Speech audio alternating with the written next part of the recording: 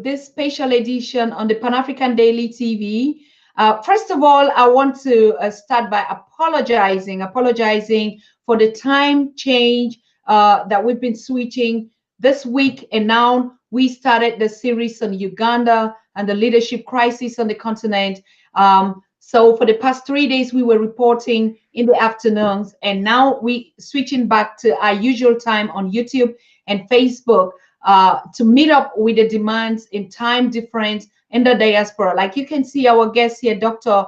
OBA T'Shaka, is resident in the Californians, and in the Californians, it was not compatible to meet with our continental guests and the diaspora. So we want to apologize on this, but of course, that's how it's gonna happen in the future, because connecting the continent and its diaspora is a huge challenge in terms of time difference.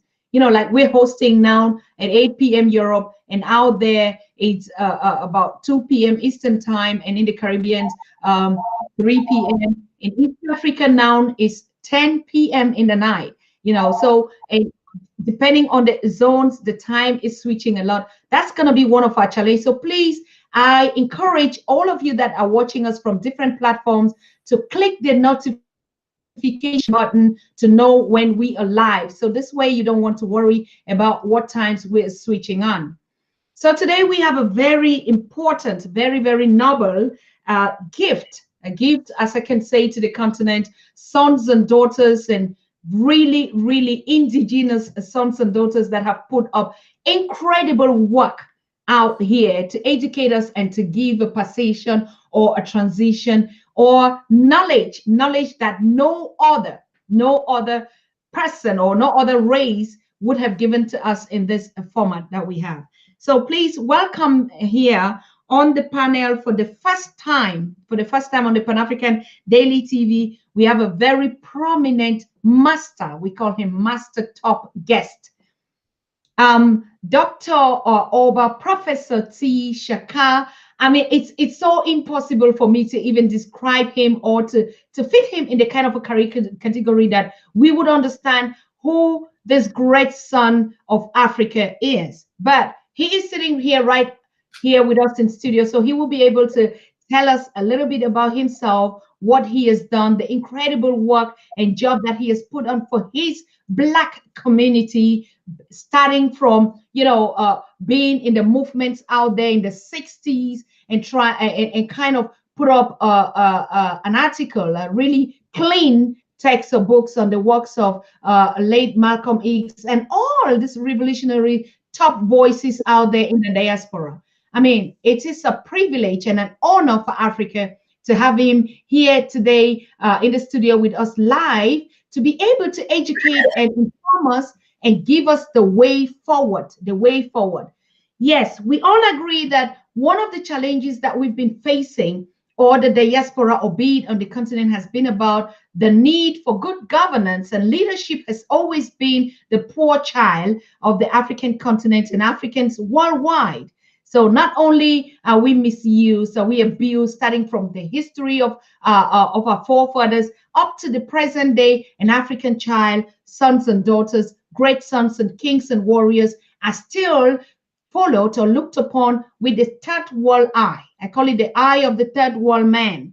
Yes. So, but our leaders, our great ancestors, and our professors, our scholars, our masters have taken time, quality time, put up a lot of work there to empower us and our people and our generation. What more can we ask? We've talked mostly about Africa in terms of resources and minerals, but one of the things that we African people have never talked about or looked at the resources is the people, the great minds that we are blessed from our ancestors to know who we are, and they're sitting right here with us. And this point in time and this generation, what more can we ask for?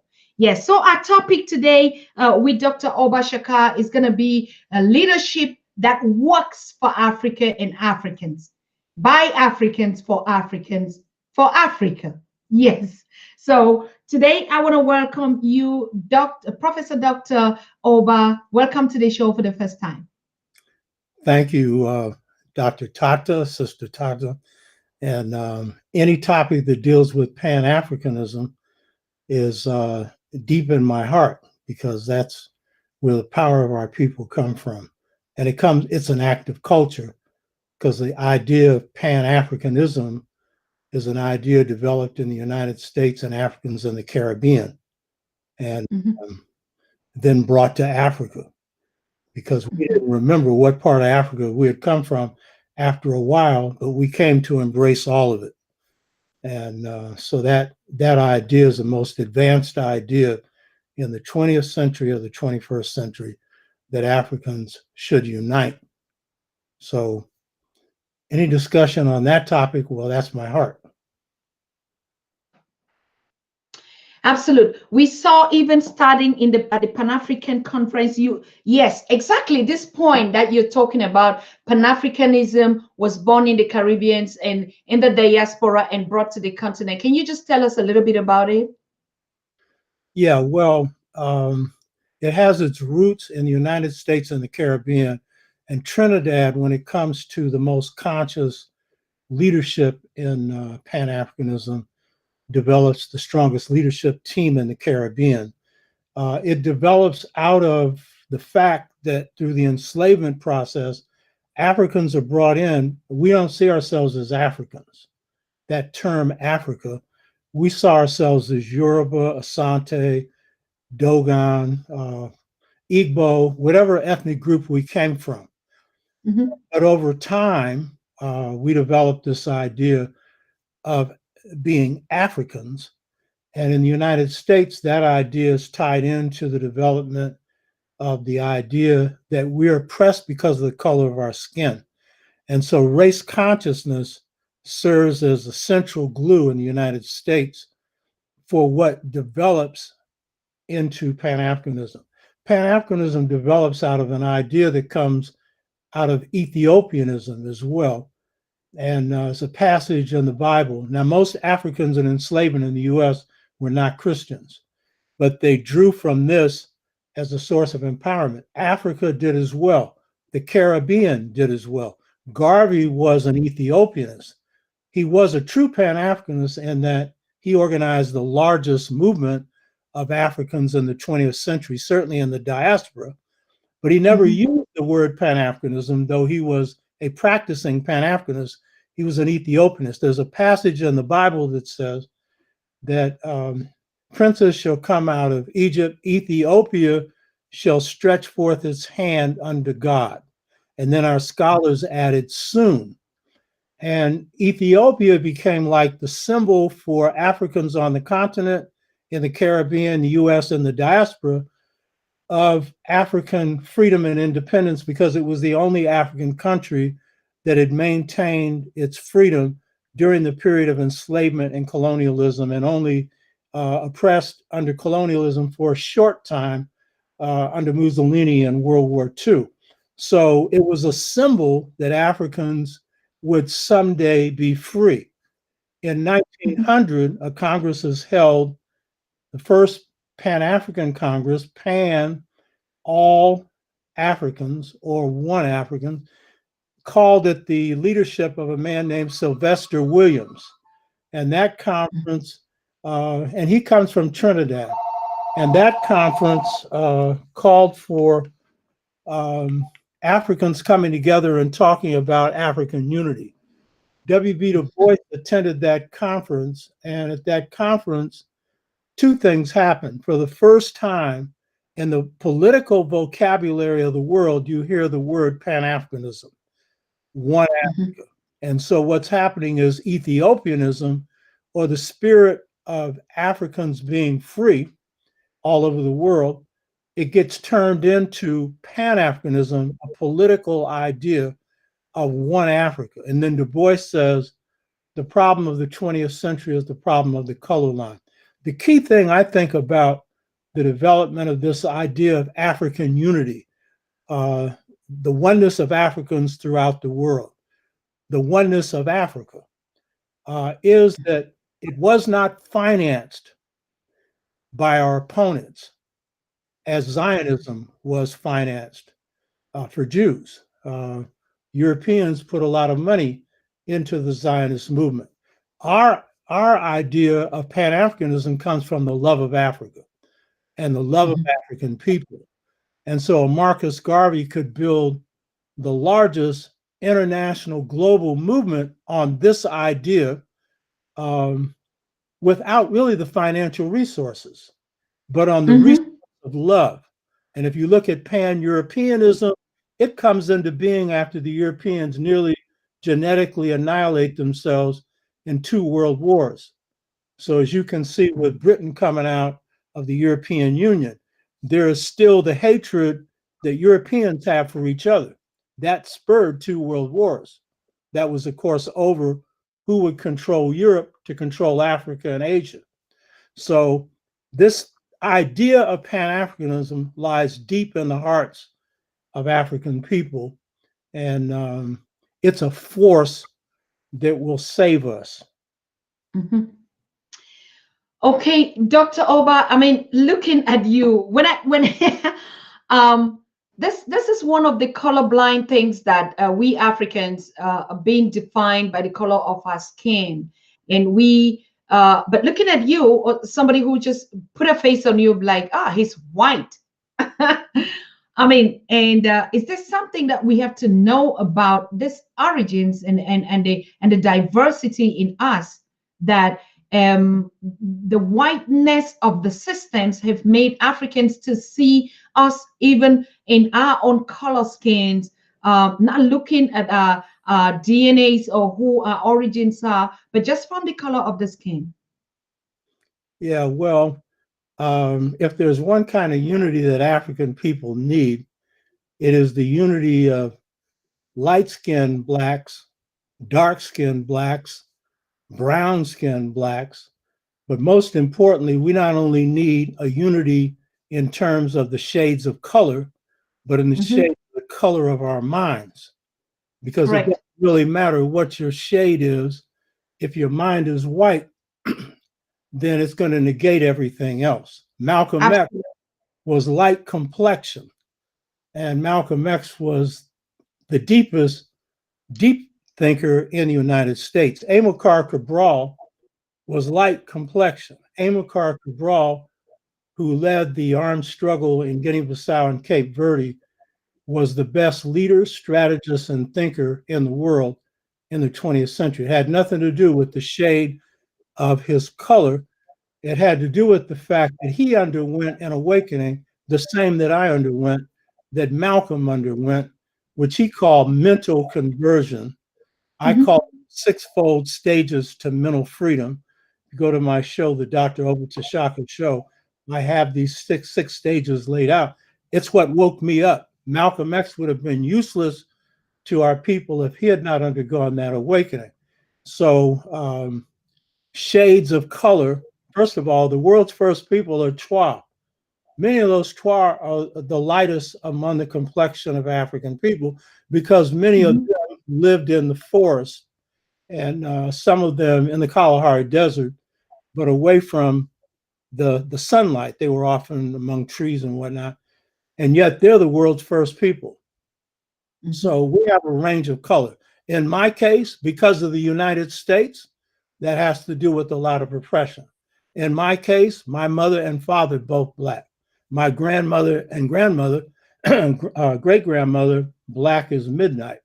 But my father, who was light complexion, was fighting the Klan when he was 12 years old. My father, when they tried to draft him in World War II, he went before the draft board. He was light enough that most people would think he was white. And he told them, draft me. I'm not killing any Japanese. They look just like me. Draft me. I'm not killing any Germans because they don't have no Southern accent. They haven't lynched my men or raped my women. Draft me and give me an M1 rifle, and I will kill every redneck cracker I can shoot. And my father was a loving man, a kind man. He was very much like Malcolm, but he was a fighter, little guy, 5'7", fought with brass knuckles, beat the Mhm. Klan when he was 12 years old. I've crossed the Klan too, by the way. So um, anytime the N word was used by a white person, my father would knock him out and stand over and say, I'm one of them, buddy. So shades, the real question is, what's the shade of your mind? And that will determine what's going on with your behind. And if the mind is black, chances are the behind will move in a black way. It'll groove. And by that, I mean, you'll know how to you'll know who your enemies are. You know how to take them on, you know? I like that. I like that. I think we still have to get to make a topic on that. You know, if your mind is black, then that's actually who you are. It's not the color of the shade of us, because we are diverse and the way we are. So we're gonna move straight into the topic. The topic of today is the art of leadership, and you put out a whole book out there. But maybe before you go into it, you would like to tell the audience um, um, everything that you've done. Not everything, because it's much. I've never seen a biography, 44 pages. I couldn't even go through it all. So please, Doctor, over to you. Your presentation is on, your conversation. What is it that we should know about the art of Afrocentric leadership? What would work for Africa that we're seeing today and for Africans worldwide? Okay, first of all, starting with me, you need to know a few things about me. African culture is different in many ways from European culture. And by the way, I'm finishing a book now. I haven't fully titled it, but part of the title is SEBA, SBA or SEBA, and it was the African system for education, or bringing the light that is within out. And it operates on this principle. To know something, you have to be it. European systems, to know something, you repeat it. You don't have to be it. And that's why a lot of us are fooled by white people. And in this country, they talk about the United States, freedom, justice, and equality. Yes, they talked about that. All men are created equal, meaning all white men. But the fact of the matter is, their practice was slavery. Their practice was genocide. So I come out of this culture where to know something, you have to be what you know. So I'm a spirit, scholar, warrior. Each one of those has meaning. At my height as a scholar, my best ideas have piped into God's mind, and it's led to some innovations. I've written 5 books. 2 of them have piped into God's mind. Return to the African mother principle of male and female equality. That came from the beautiful light. God is a great light, a white light, and don't confuse that with white people. And any breakthroughs that are made in science and music and art, I don't care what area it is, there's an intervention of God in it. George Washington Carver is the world's greatest scientist in the 20th century. He had so much creativity, you can't count it. And it was because he, as he said, he was thinking God's thoughts. He had a gift in botany and in other areas of science, but his real gift was that he could pipe into God's mind and come up with all kinds of stuff. So no breakthroughs anywhere that are innovative and have no holes in it come from us, they come through us. And so spirit, my best stuff has come through piping into God's mind. And then I'm a warrior. I've been in battles now 61 years. And my first battle was in the San Francisco Freedom Movement. I led a movement of 10,000 people at its peak. The only movement in the United States that defeated the economic power structure of a city, and in some parts of the Bay Area and some parts of the state of California.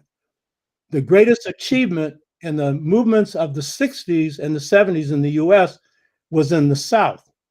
Blacks dismantled what was new slavery, which was segregation, the denial of the right to vote. They dismantled that. That was the greatest achievement. In the North, most Northern activists did not come up with a methodology that would, one, define the central problems facing our people and allow for victories. The only movement in the North that successfully defeated an entire economic power structure was the San Francisco Freedom Movement. And it busted open thousands of jobs for Black people, because in the urban areas and now throughout the United States, while police violence, which we see rising its head up, and we see Black Lives Matter doing great work in fighting this, and the many other movements attached to this, while police violence is a serious problem, the real problem is poverty. The real problem is hunger. The real problem is the racism that puts people on the bottom. And so when we went out and asked people what was the main problem we needed to address, they said jobs, and we addressed it. And our movement did not profit from that. I've been in the movement now 61 years. I've not been paid for anything I've done. That's a part of my code as a warrior. I accept no pay. My pay is the love of my people, what I learned from my people. Nobody owns me.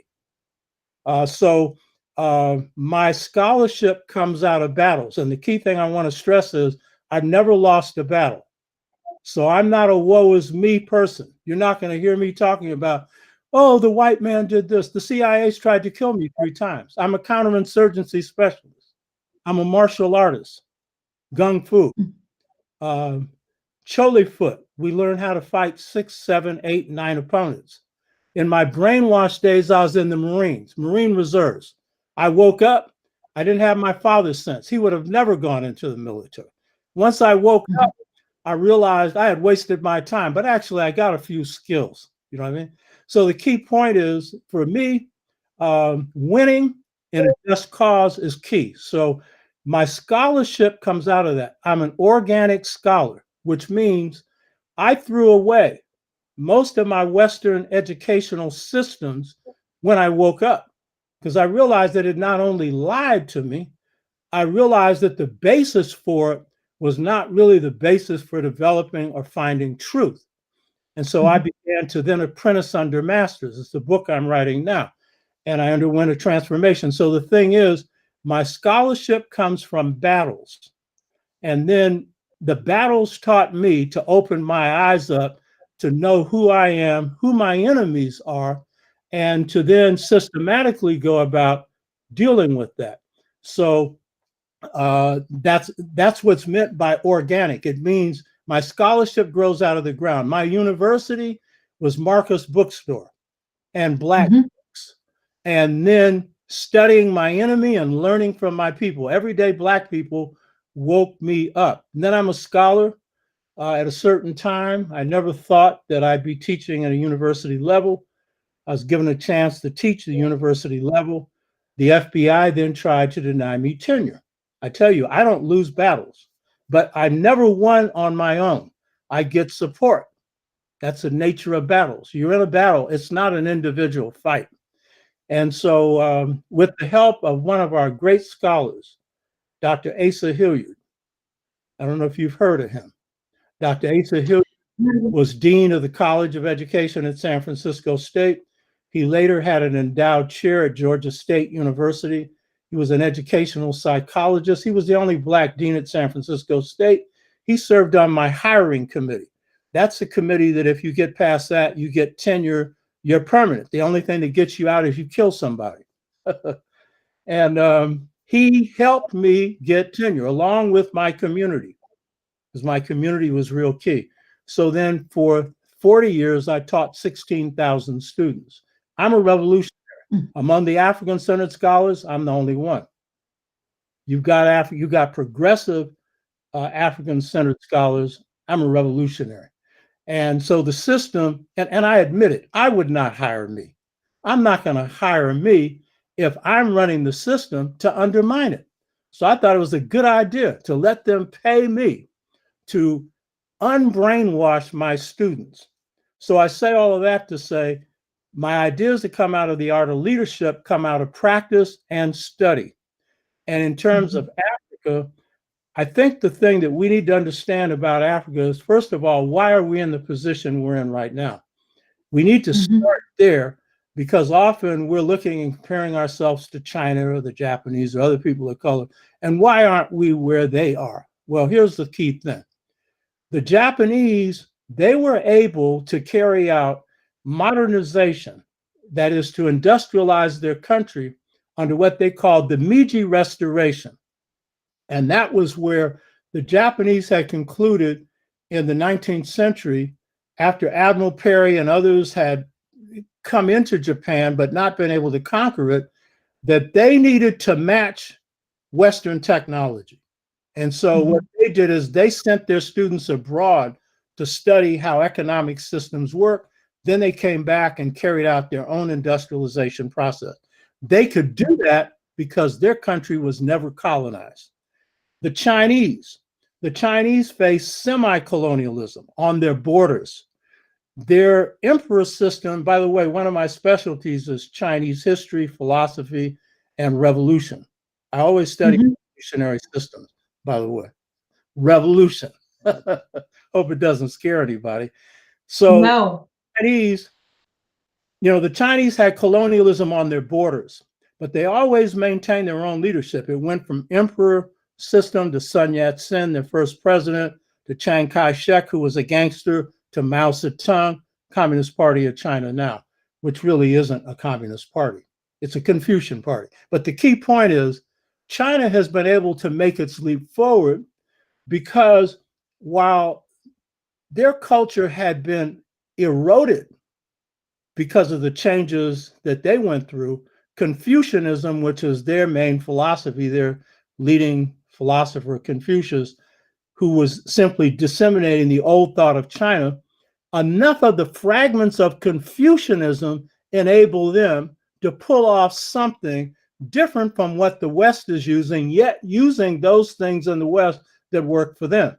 And so maybe 100 or so old Chinese men are running 1,400,000,000 people because enough of Chinese culture has remained intact. They have corruption, they have their problems, but they've taken 400 million people out of poverty. Now, the key thing with Africa is Africa was hit with two double whammies. One was slavery, the other was colonialism. And we should never forget, hundreds of years of warfare was fought to resist that. And in the case of just take the Asante people, they won every battle. They only lost the last war, the War of Ya Asantewa, the great Queen Mother who led the last war against the British. It took over 100 years for the British, the French, a little bit of the Germans, the Portuguese to come in and take Africa. It took 100 years. So don't think that people just fell. But the key point is that as a result of that, as one of our African scholars points out, things fell apart. And so what we have is strong African culture at the village level. But what happened in Africa is they were able, the British and the French, but especially the British, they carried out a successful miseducation project. Very successful, because what they succeeded in doing was training a middle class. They succeeded. At first, they failed, but then they learned from their mistakes, and they learned to train an initial group through missionary education that would then do the training for the rest of the group. That's the best way to miseducate. Get your own people to do it. And while there's positives in this middle class, the negatives are that this middle class bought into the idea, for a lot of reasons, that Christianity and the European nation state were the way to go forward. These were the big mistakes that the miseducated Africans made. Big mistake. Now, there's a reason why they made this mistake, so you have to understand it. It is that when the British decide to end the slave trade, Africans are still engaged in inner struggles, and there's still other colonial enslavement powers who are engaged in slavery. So what the British do is, where they can, they stop slavery. And so a lot of Africans who are pulled out of West Africa, they're stopped in Sierra Leone and Liberia, and they're freed.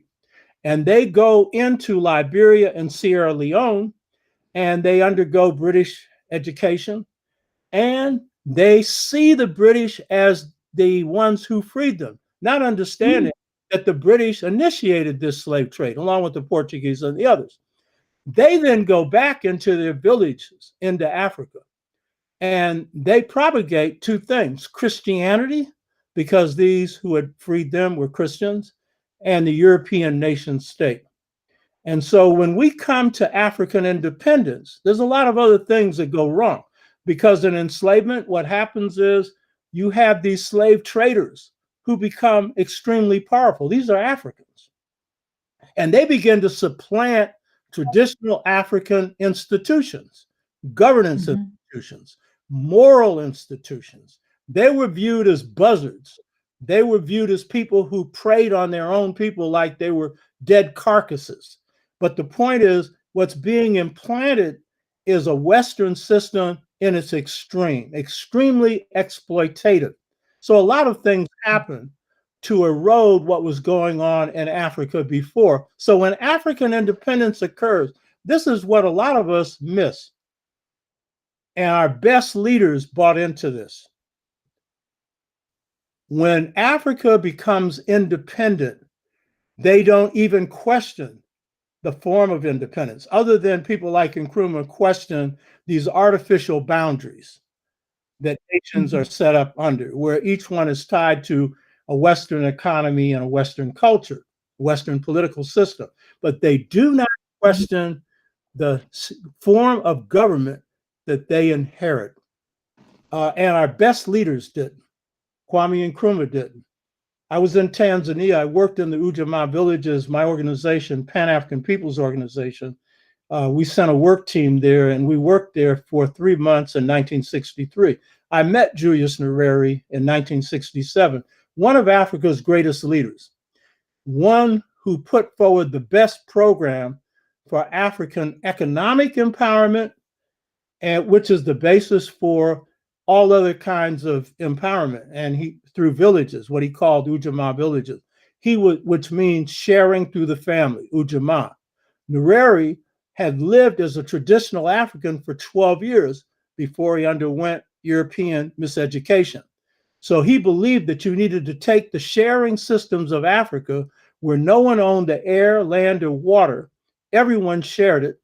And so you didn't have poverty in ancient Africa. And he updated it. And so what he was doing is, in the villages we worked in, I saw it, putting medical systems in there, putting schools in there. And main thing is agricultural development.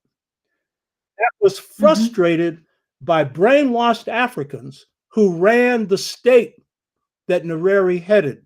And when I met Nyerere in 67, he said that we could have run Tanzania with the help of Europeans, but I wanted to prove that Africans could rule themselves. The only problem was these were brainwashed Africans. These were Bwana Kubwas. In Tanzania, that means big shots. And so anytime these Africans at the village level who had successfully built up their villages were prepared to move to the next stage, which was to industrialize. Now, we know now the best way to industrialize would have been to go through solar energy, wind, and that. At that time, they didn't know that. They would have discovered that later. But they were prepared for takeoff in development. But these, in the United States, we call brainwashed blacks Negroes.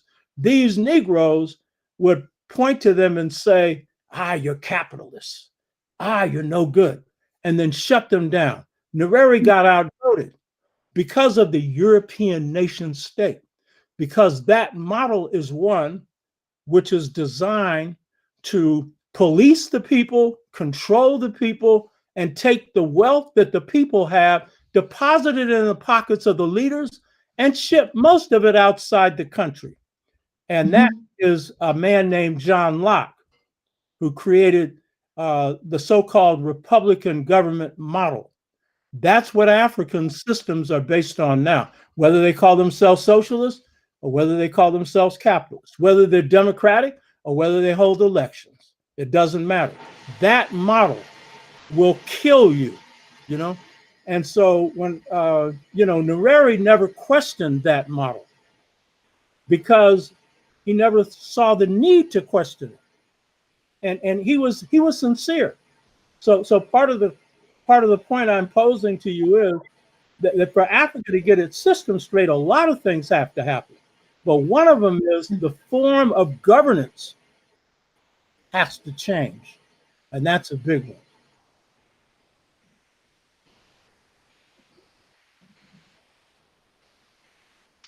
Hello? Yeah, I'm here. Okay. Yes, you talked about the form of governance, and we are seeing like you said, one of the biggest mistake was that form, which was the Republican form. Can you just describe a little bit what that is? Yeah. John Locke is the principal architect, along with a Frenchman named Montesquieu, of this form of government. I'll start with what Aristotle said. He said he favored aristocratic forms of government, but he said the most stable form is the Republican form. So this is real simple. He said it's the favored form because you give people the right to vote and they think they have power, but they end up voting for the same people. Get it? So in the United States, you have the Republican and Democratic Party. They are both pretty much captured by corporations. One is more captured than the other, but they are both captured.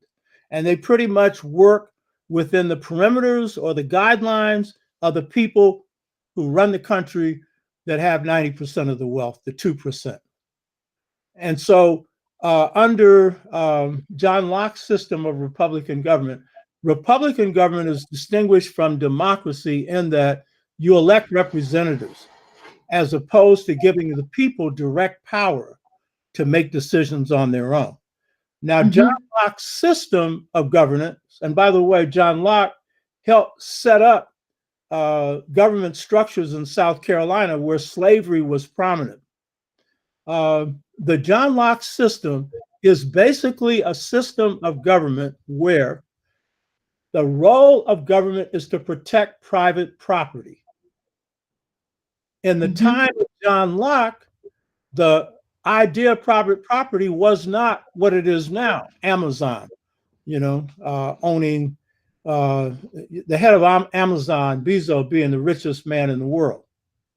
The average person on the planet living on $2 a day.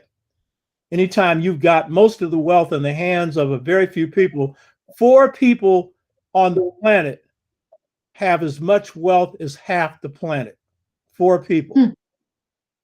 So the thing is, Republican government is set up to protect private property.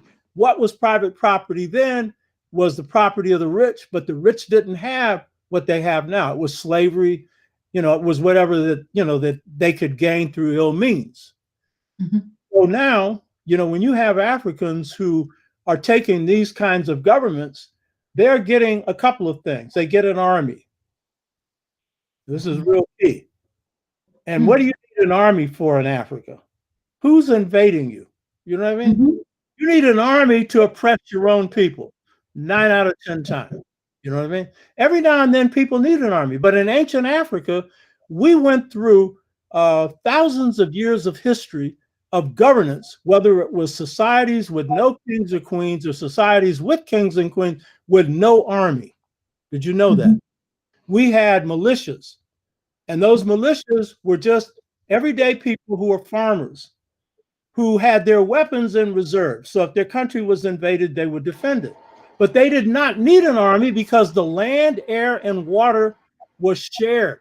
And wherever you have a system like that, then you're not going to have great, differences in wealth. And so as a result, you won't need an army to oppress your people.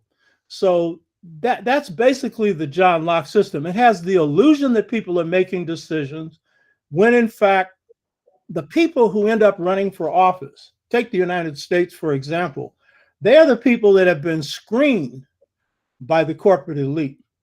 Donald Trump is the only person that got through without being screened, by the way. That's a whole nother story. He connected with a base and got elected the first time with hardly no money. And then we threw him out. Blacks, brown, red, and yellow people. We got together and kicked his butt, and he's gone. But the key point is that with the exception of that case, there's never been a president in the United States that got to run for office and had any chance of winning that had not been screened by the rich. Not one. And so that happens in Africa as well. I mean, those who are leaders, look at Patrice Lumumba. Patrice Lumumba was a leader of the people. What did they do to him? They assassinated him. Why? Because they didn't control him. You know?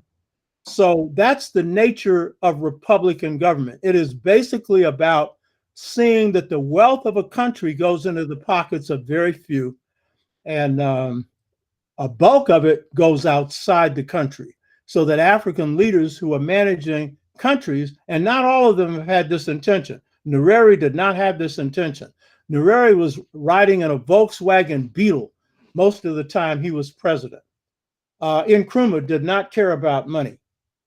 And Amilcar Cabral was absolutely committed to his people. So I'm not suggesting that all of Africa's leaders have been corrupt.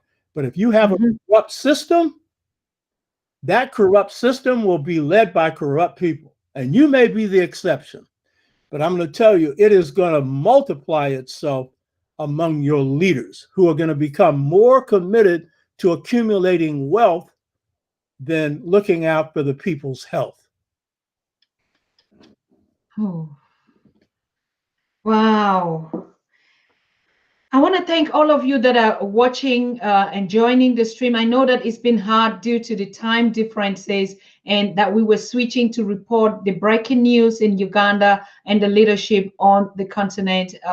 And so we switched those times. So I know how difficult it is for all that are joining now to like, okay, are we back on our normal time? Before you joined the show, I was just saying that we're going to be fluctuating during the situations out there because the situation on the continent require our attention, and particularly to mobilize and to sensitize the young people and the current challenges that they're going through. And so these are not the ones that would be connecting now on this channel. They're the ones that are flexible in the afternoons. Right now in East Africa is 10:30 or almost 11, and all the other African countries. Whereas in the diaspora, we have different times. So I just want to apologize for all of you that may be wondering what happened. Yes, we're going to be switching, but thank you for joining in and watching us. Today, we are talking about the African leadership model, Afrocentric leadership model that works for Africa and Africans. And we have our prominent expert, Meister, scholar, spiritual warrior, Meister leader, leadership, Meister, advocate, and author, and all what you can. If you had missed the first part of the presentation talking about who he is, please, I would all recommend that after this show, you take a minute, relax, sit behind, and go through these lectures, because this is one of the biggest things and the biggest treasures that we have our scholars here that are telling us where the root problem of leadership of our continent is. If you missed the point, what I just learned from him before we move forward is what he said. The form of governance is one of our biggest challenges that we have. Of course, he talked about the biggest difficulties that we have, which was that we squeezed from both edges, from slavery and from colonization. And so we are in the middle. And so even after that, you know, we keep thinking that, oh, the West or the British helped to free the slaves that are in Sierra Leone and Liberia. No, they initiated everything, you know, just like what they're doing today. So I just wanted to throw back this for those that missed that point if you're joining now. Yes, and the other thing that he talked about was the system of John Locke's system that protects the private property, and what they will give to you is the army. Now we have been questioning all this, why their bases on the continent and these armies don't work in the favor of the African people. They're just there as missionaries. So the leaders get the properties protected from the two or the four richest people that would screen them to put them there. And what they do is reproduce the same system. Wow. What is the way forward, Professor? How can we, where should we start? Well, there's a lot of things we have to do. So I'm going to focus on, because the topic is on leadership and the best systems of leadership for us, I'm going to focus on this. But I really want to stress this, and this requires a discussion of its own. The minds have to be free, and particularly the minds of people who are in leadership. Because very often at the village level, while there's been corruption that's gone on at the village level, particularly in societies that are corrupt from top to bottom, like I'm going to say this, and some people don't like me picking out a country, like Nigeria or like the Congo, you know, where it's just been tremendous rape that has gone on in the case of the Congo. And in Nigeria, where the leadership group, military and political, has taken all the oil wealth and put it in its pocket. And so as a result, what you see in both those countries is real problems, but it's across the continent. The key thing is freeing the mind. That's a key thing. And for our people in general, but especially for our leadership. And that was part of what Cabral tried to do. And so as a part of the movement that we went through, and this is universal, this is true for Africans, whatever part of the world you're in. If your people don't come first, if you don't love yourself, you won't love your people. And if you don't place your people first, love yourself and love your people, then you're going to be alien to your people and a problem imposed on them. So freeing the mind is a real key thing. There's a process for that. And by the way, this applies to all people of color, because people of color have undergone psychological enslavement if they were enslaved, or colonialism. And so, you know, you're going to see some similar things. So, but I'm not going to concentrate on that now, but I'm going to say that is very important. You don't do that, nothing else is really going to work. And the problem is what we often call education, that we really look up to. That's a form of miseducation. And very often our leaders who have gone through this training, that's what they've gone through as training, and they're on remote control. They are talking to you and acting like they're representing you, but they are really like puppets on a string. And so what we have to do is to decolonize the mind, free the mind from mental enslavement and mental incarceration. So that's a whole nother process. So in terms of the leadership models, first of all, we need to start with this. And I'm not going to use this as the first model. People are accustomed to it. They're going to be surprised when they hear this. But here's the big deal. The Chinese can claim to have a couple of thousand years of civilization. 221 BC, they unified their country after bloody wars called the Contending State Period. 7 states went against each other, and then finally one emerged to unify China. So China was able to produce that unification, but China points to this great long civilization, which, by the way, was founded by blacks. The Hsia and Shang dynasties were black. And in fact, definition of what it means to be Chinese is to be black. And most Chinese will not want to admit that. That's the origin of China. But the key point is that they can point to a couple of thousand years of continuous civilization. And what that gives them is a sense of not only pride, but a sense of depth. They got a lot of stuff to draw on when they're doing something. You understand? Now remember, China didn't undergo the breakage that we underwent, but they did have breakage. You know, they did have breakage. Now, here we are. We've done something that no people on the planet ever did. We created the greatest civilization in human history. And so for a lot of people who are political, they don't even think this is important. Kemet is the greatest achievement in world history. Egypt, no civilization achieved what this civilization achieved. None. And it's the oldest. It goes back 10,000 years. I'm a specialist on pre-dynastic Kemet, and I won't go into that now, but I simply say this. So you have as your backdrop the civilization that was the most high-tech civilization in history, the greatest architectural monuments, the greatest, along with the Dogon astrophysicists. By the way, the Dogon are the people that I study first. They are bad. As astrophysicists, none can touch them. But great astrophysicists, great mathematicians, the father of medicine, Imhotep, the foundation of morals through Ma'at, which is the foundation of their philosophy. So a sure sign of brainwashing is when African leaders and African people were either questioned whether or not that civilization was Black, or what relevance does that have to us today? Well, guess what? You are all of what you have ever been. And psychologically, whatever you want to deny about yourself, that's the thing that's going to affect you the most.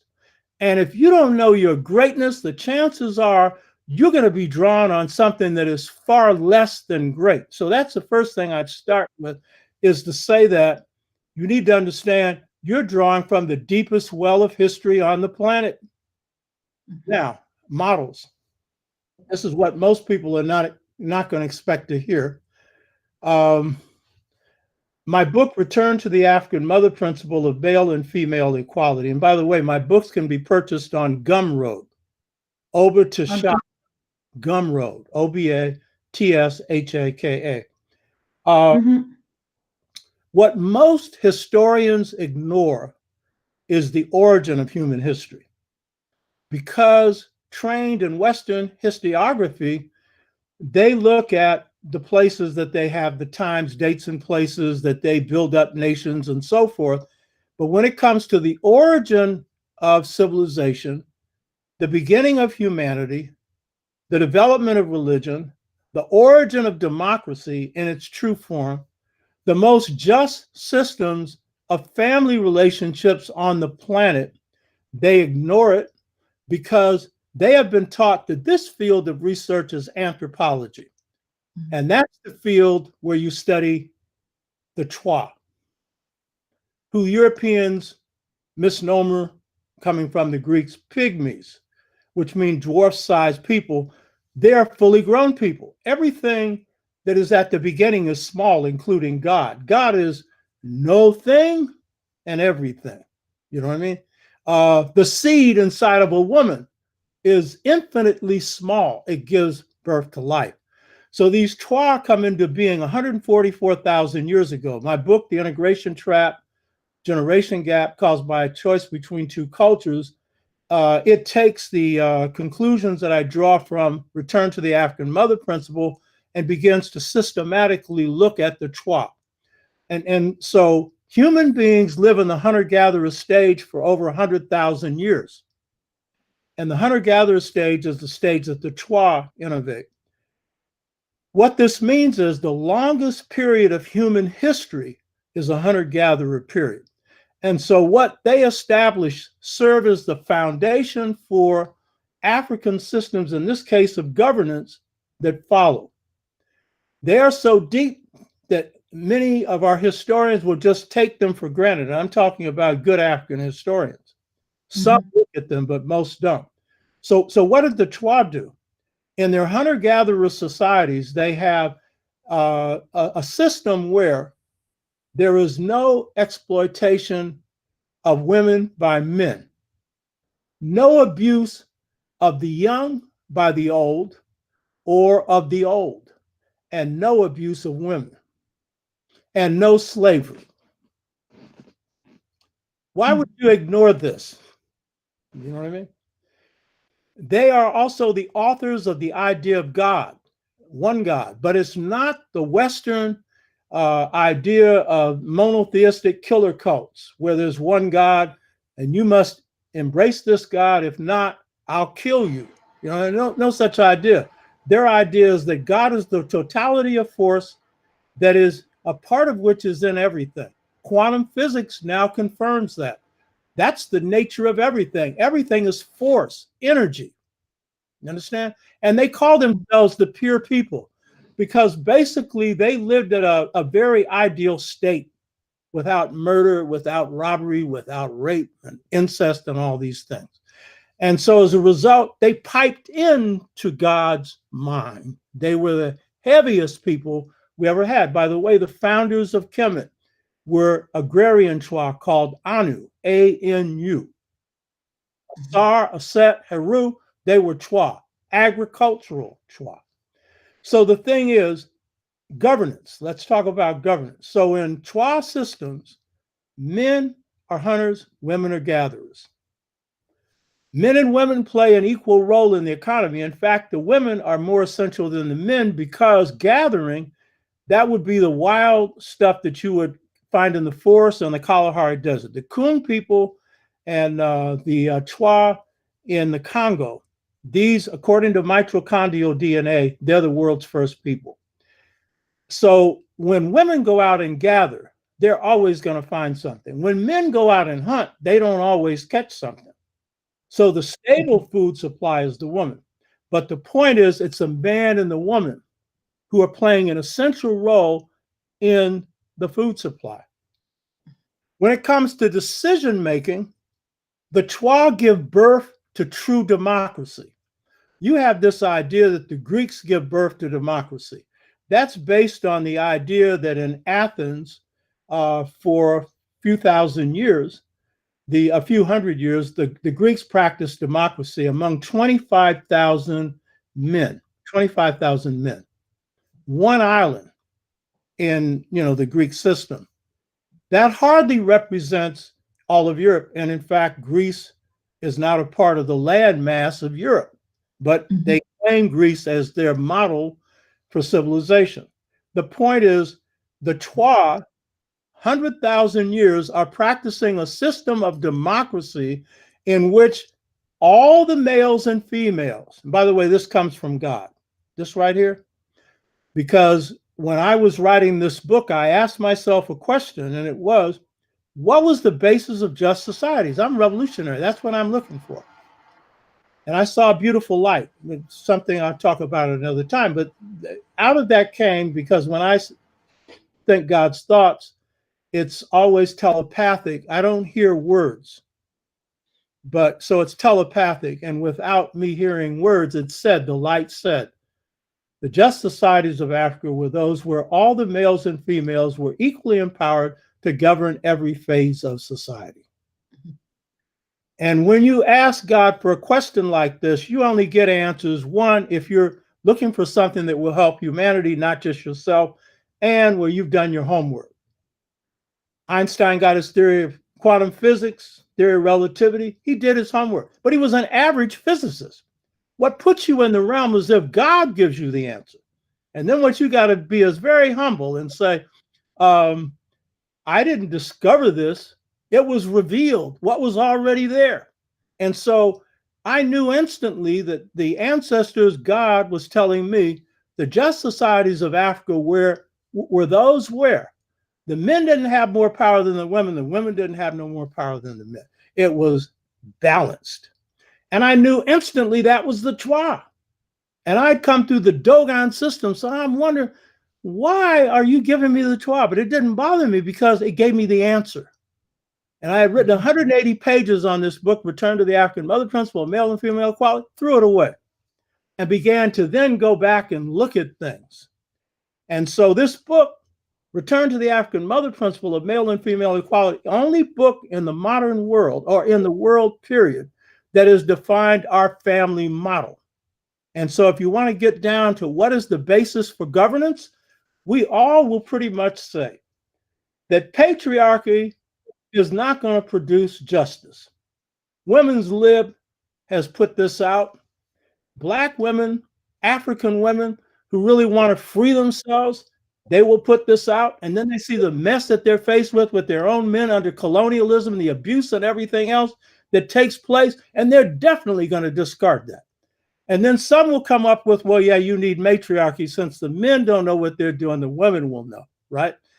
But the key point is, when I looked at this, I took 14 ancient family systems arbitrarily in West Africa, East Africa, South Africa, and a little bit of North Africa, family systems that precede Islam and Christianity.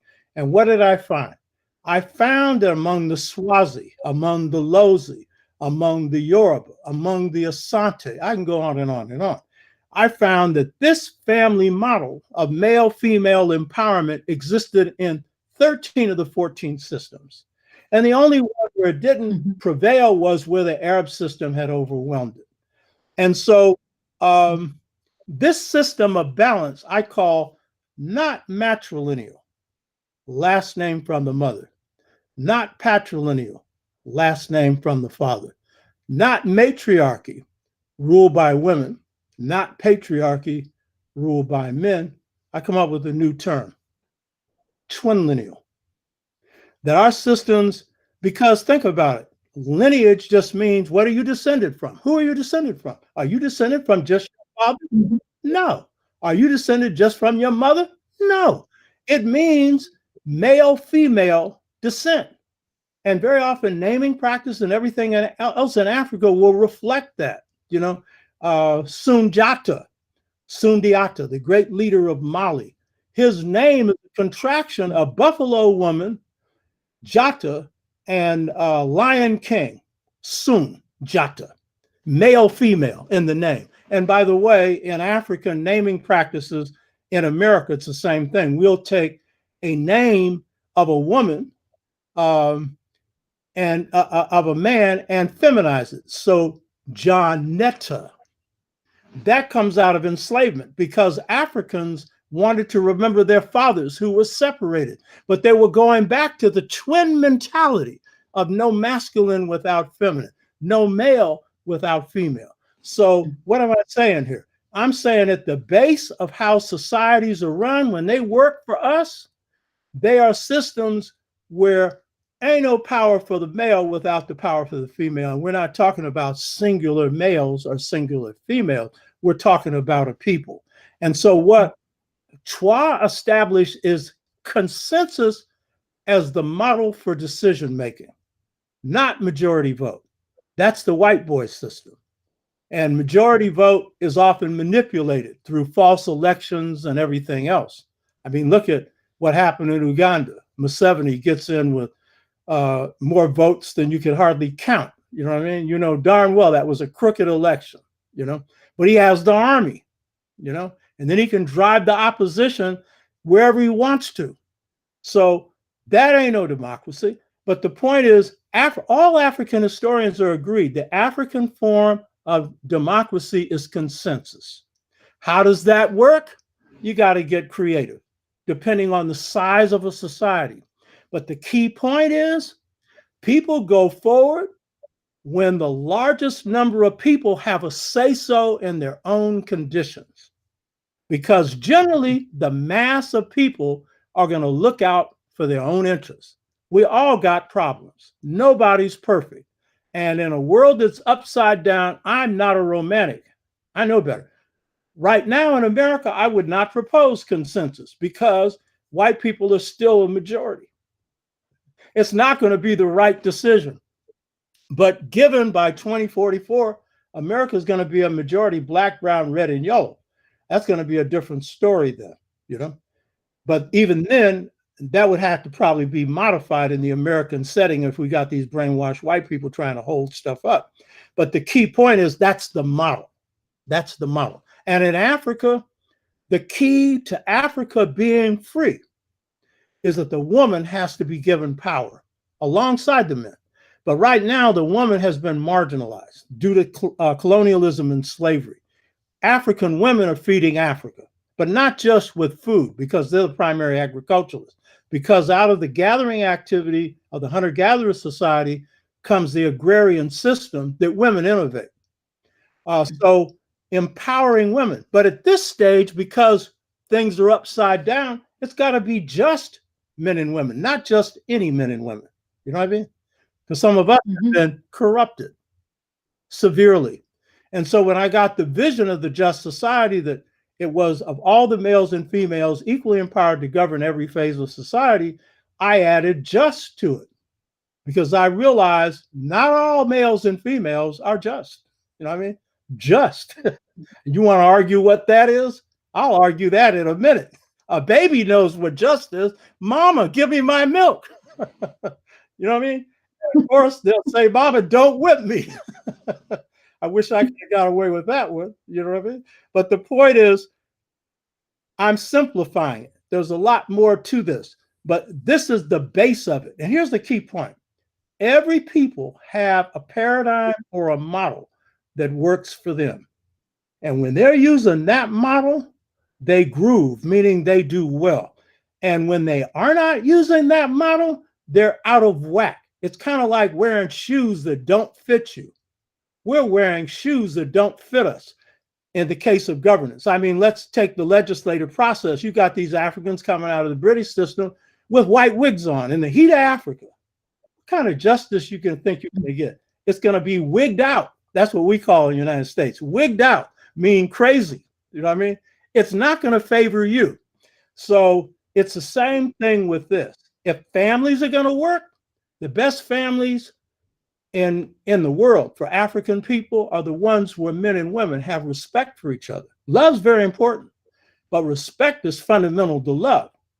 And, you know, there's sayings about how you love somebody, don't respect them anymore. And that's the beginning of the end of love. By the way, I do a lot of counseling now based on what I learned through this. The ladies come to me for counseling. I don't play around. So it's nothing about getting anything out of it. But the key point is the way the family works is the way the village works, is the way the nation.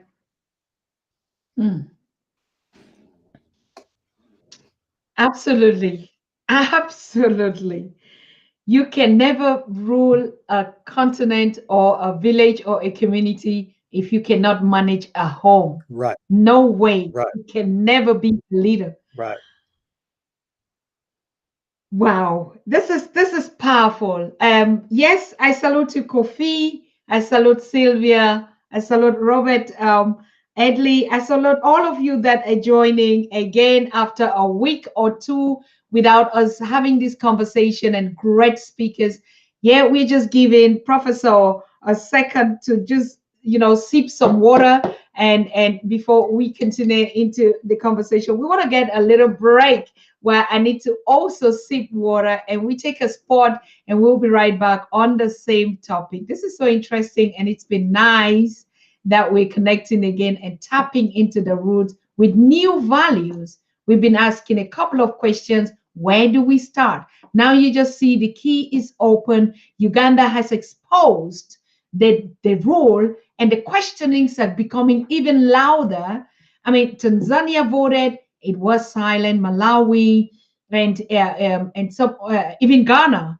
But now we're getting the real thing from the bottom, and we would make that change happen after the break. Thank you.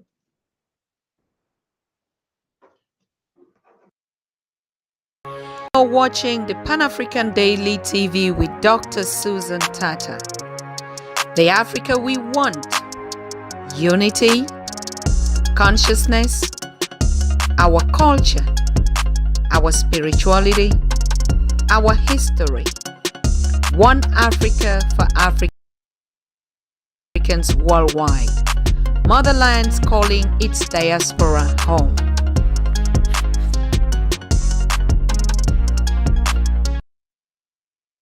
Yes, we are going to roll this conversation. And please, one good news. I just shared it on there on our news desk today is the creation and the full functionality of the AfroWorld.tv, what a lot of people call the Africa social media or Africa Facebook alike. Yes, the AfroWorld.tv is full functionally and a lot of great features have been included. And watch out, we are creating the AfroWorld group to relocate all of us on other platforms, and we'll be getting there. Guess what again? We are going to start the Pan-African University for Applied Indigenous Knowledge, and Professor Dr. Oba and all our great prof and scholars and experts are going to be the ones to head this university on a virtual platform, starting but extending. As you've seen, we need this knowledge and we need it now. Doc, I want to get back to you in the studio. I'm so happy to hold this conversation with you. Now, you've talked about a couple of very relevant things, and how do we start? Teaching, education? Well, you have to start where you're at. I mean, for example, in the States, we are starting from a long history of struggle. Africa, different parts of Africa have different stages to go through in Europe. I've done a lot of work in the UK with Pan-African Congress movement and other movements in the UK. So Africans in Europe, Africans in the Caribbean, they have a certain point to come from. So in each place, there's specific situations that we have to deal with. In the United States, I'll start with the United States that I know best. We just had the victory of defeating Trump. And that was no small victory. That was an extremely important victory. And that was led by Blacks with a strong brown, red, and yellow contingent. And the Black Lives Matter movement played a big part in that, with the George Floyd movement that erupted over the summer and put mass movement into 50 states and 50 countries around the world. Mm-hmm. So that gave the momentum that energized the grassroots. And then in various places around the United States, you had sisters, especially, and brothers, but especially sisters, involved in voter registration at the grassroots level. And that contributed greatly to the defeat of Trump. The power of Black people in the United States is, while we're not the majority, we are a homogenous group. We are a unified group under crisis. We're not unified all the time. It's not easy to unify us. But when we do unify, we have the greatest unity in this country, maybe other than Native Americans. And because of the power of our numbers, 40, 50 million, depending on the numbers, the weight of Black power is felt whenever we move. And so without this Black power, Trump would still be in office. Of course, without COVID, he may well be in office because he's so mismanaged that he's created what I call viruscide. So inside the United States right now, we're at a certain point where, on the one hand, there's the agenda of putting pressure on this Biden-Harris administration for substantial change. That is not going to be the change that will produce the freedom of our people. And the key thing about struggle is the main arena of struggle is not voting, particularly in a place like the West, in this case, the United States. It's a secondary arena because whatever's produced in that political arena, it's decided by the streets. Without the Black Freedom Movement, no voter rights legislation, no civil rights legislation. Without Blacks being involved in the Civil War, and by the way, on my site on the Dr. OBA T'Shaka show, I have a thing on Black power and the way in which we won the Civil War. Blacks won the Civil War. 170,000 Black soldiers with Winchester rifles, making their slave masters holy. And I do not mean as saints, putting holes in them. That produced the victories of Northern armies. And so Blacks have a strategic position that we occupy in the United States. And what we do here, when we move, creates a chain reaction around the world. And there's reasons for it. And we create a chain reaction in this country. And that's in part because we're located in the belly of the foremost imperialist power in the world. In part, it is based on the fact that our culture is the culture of popular choice of the United States and of the world. Even though each people's culture is important for them and they're part of the world, our culture is global culture.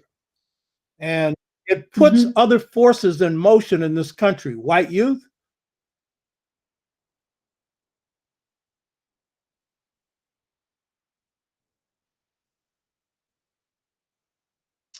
Hello.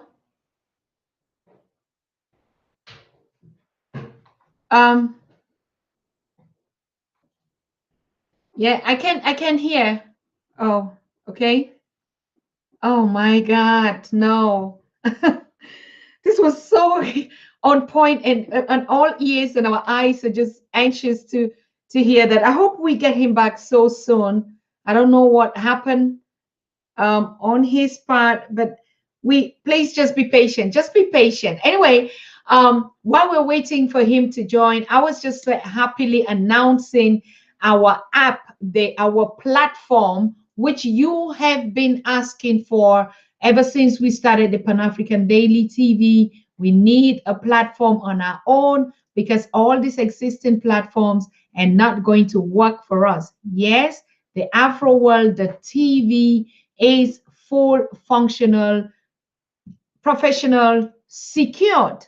Security was one of the agenda that kept us all along, and then now we are over. Please just give us 1 second to refresh, so that probably if that's the case, he should be able to join us. 1 second, please.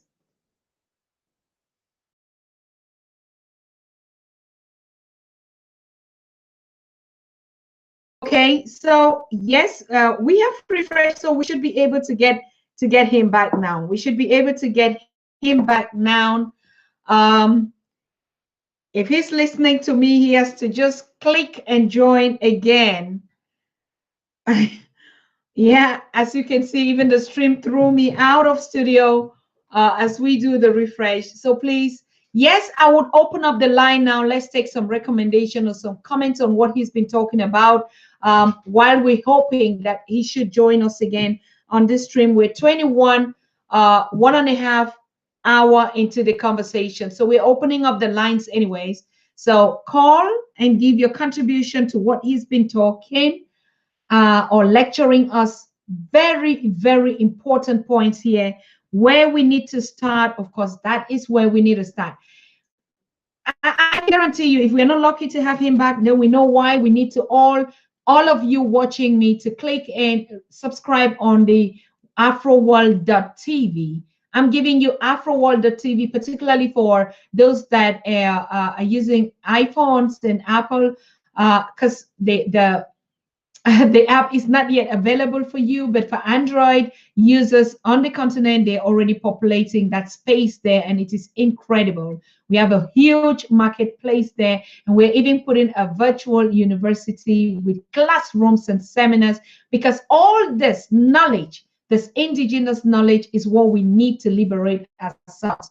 We can talk about political injustice. We can talk about anything. If we don't go to this basis to tap from our scholars, guess how old he is? Guess how much he's been through? He's been telling you he spirituality scholar and a warrior and reading lots of incredible books. So as we know, Reverend Phillips told us, nothing is wrong with us Black people. Something happened to us. And this is why we should go back into the facts, which are history. So I want to get your comments and your calls on it. I've missed you all for this while. Yes, I've been busy in the afternoons trying to, connect back to the continent and our young people out there, and particularly the situation in Uganda, as you know, is not getting any better. But now we're just hearing what the situation is. They give them the army, and the army is not just there to protect the people, but to keep them in power. And so we keep wondering and asking questions, why all these active wars? And the president never get changed. They don't even bother. Why all this incarceration? Now we know that they're just sitting in this color skin, but their minds are out of control.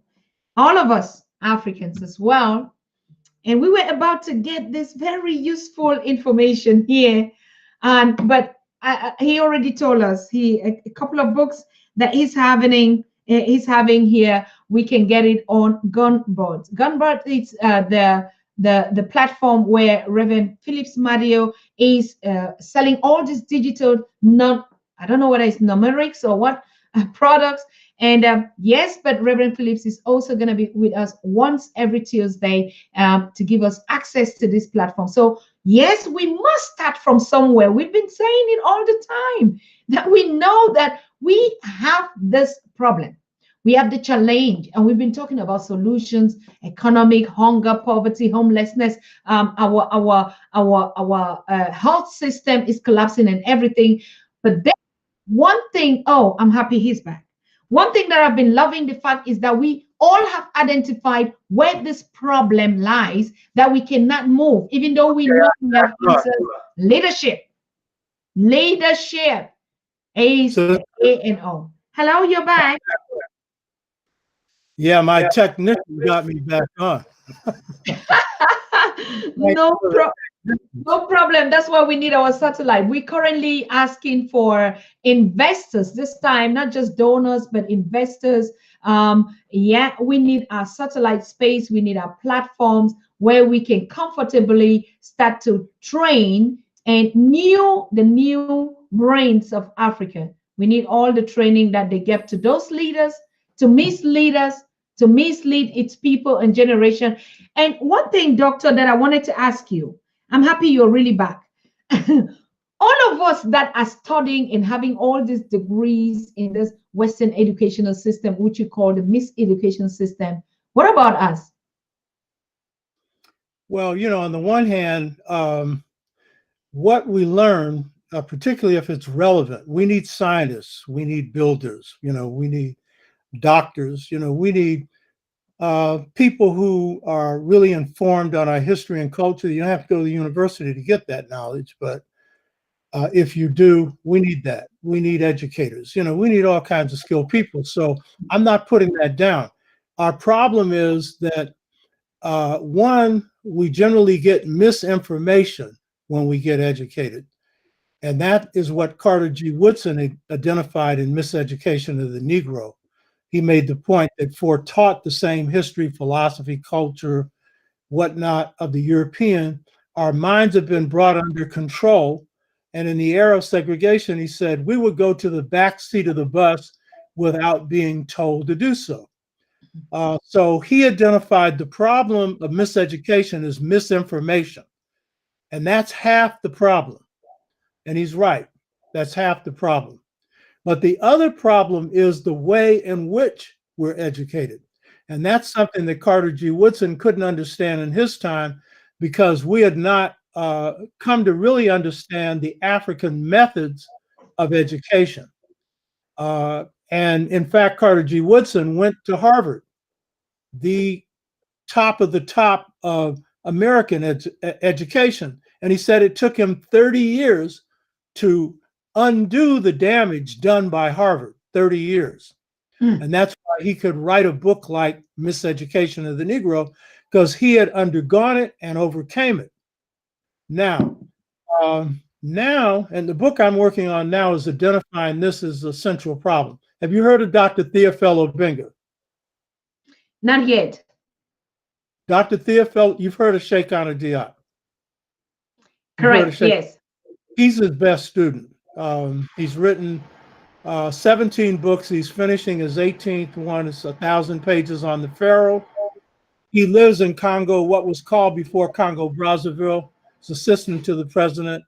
He taught at San Francisco State. I played a role in seeing that he got hired for 12 years as a full professor.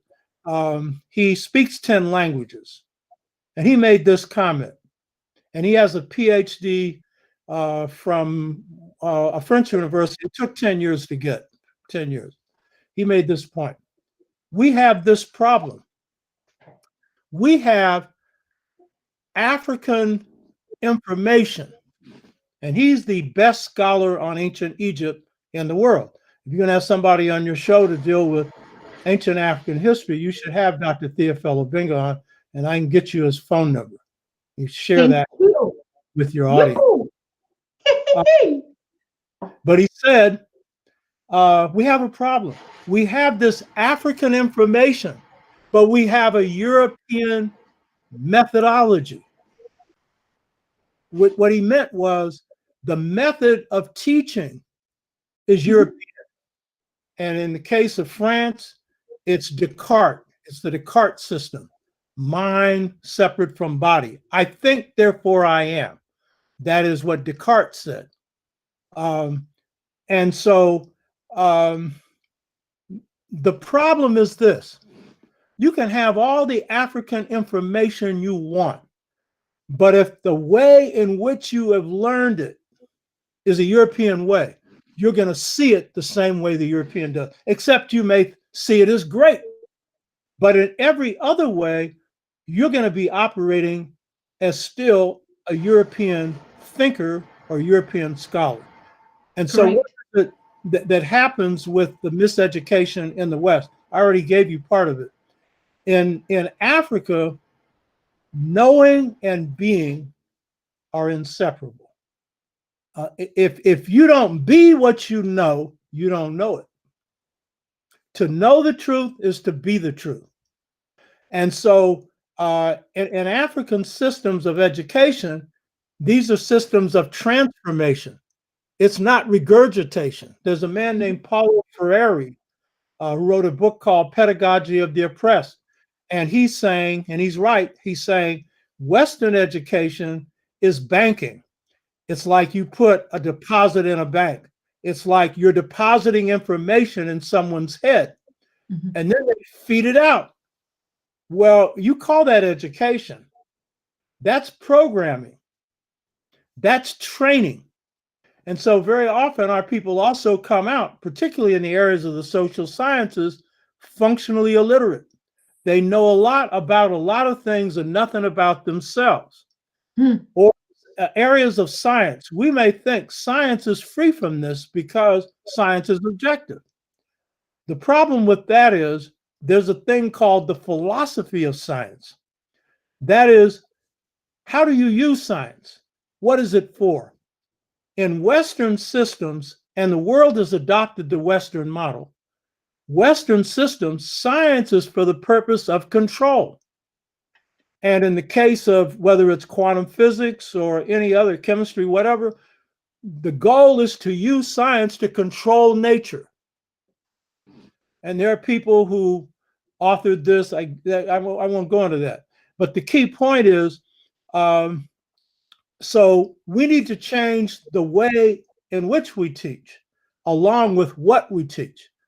Having just one isn't sufficient. And so when you are able to be what you know, that is, so we know Ma'at, harmony, truth, justice, right order, to know it. And it's a lifelong process of trying to be it. None of us are perfect. But the key point is being is inseparable from knowing. And as long as you're into just knowing but not being, you are into the Western mind-body split.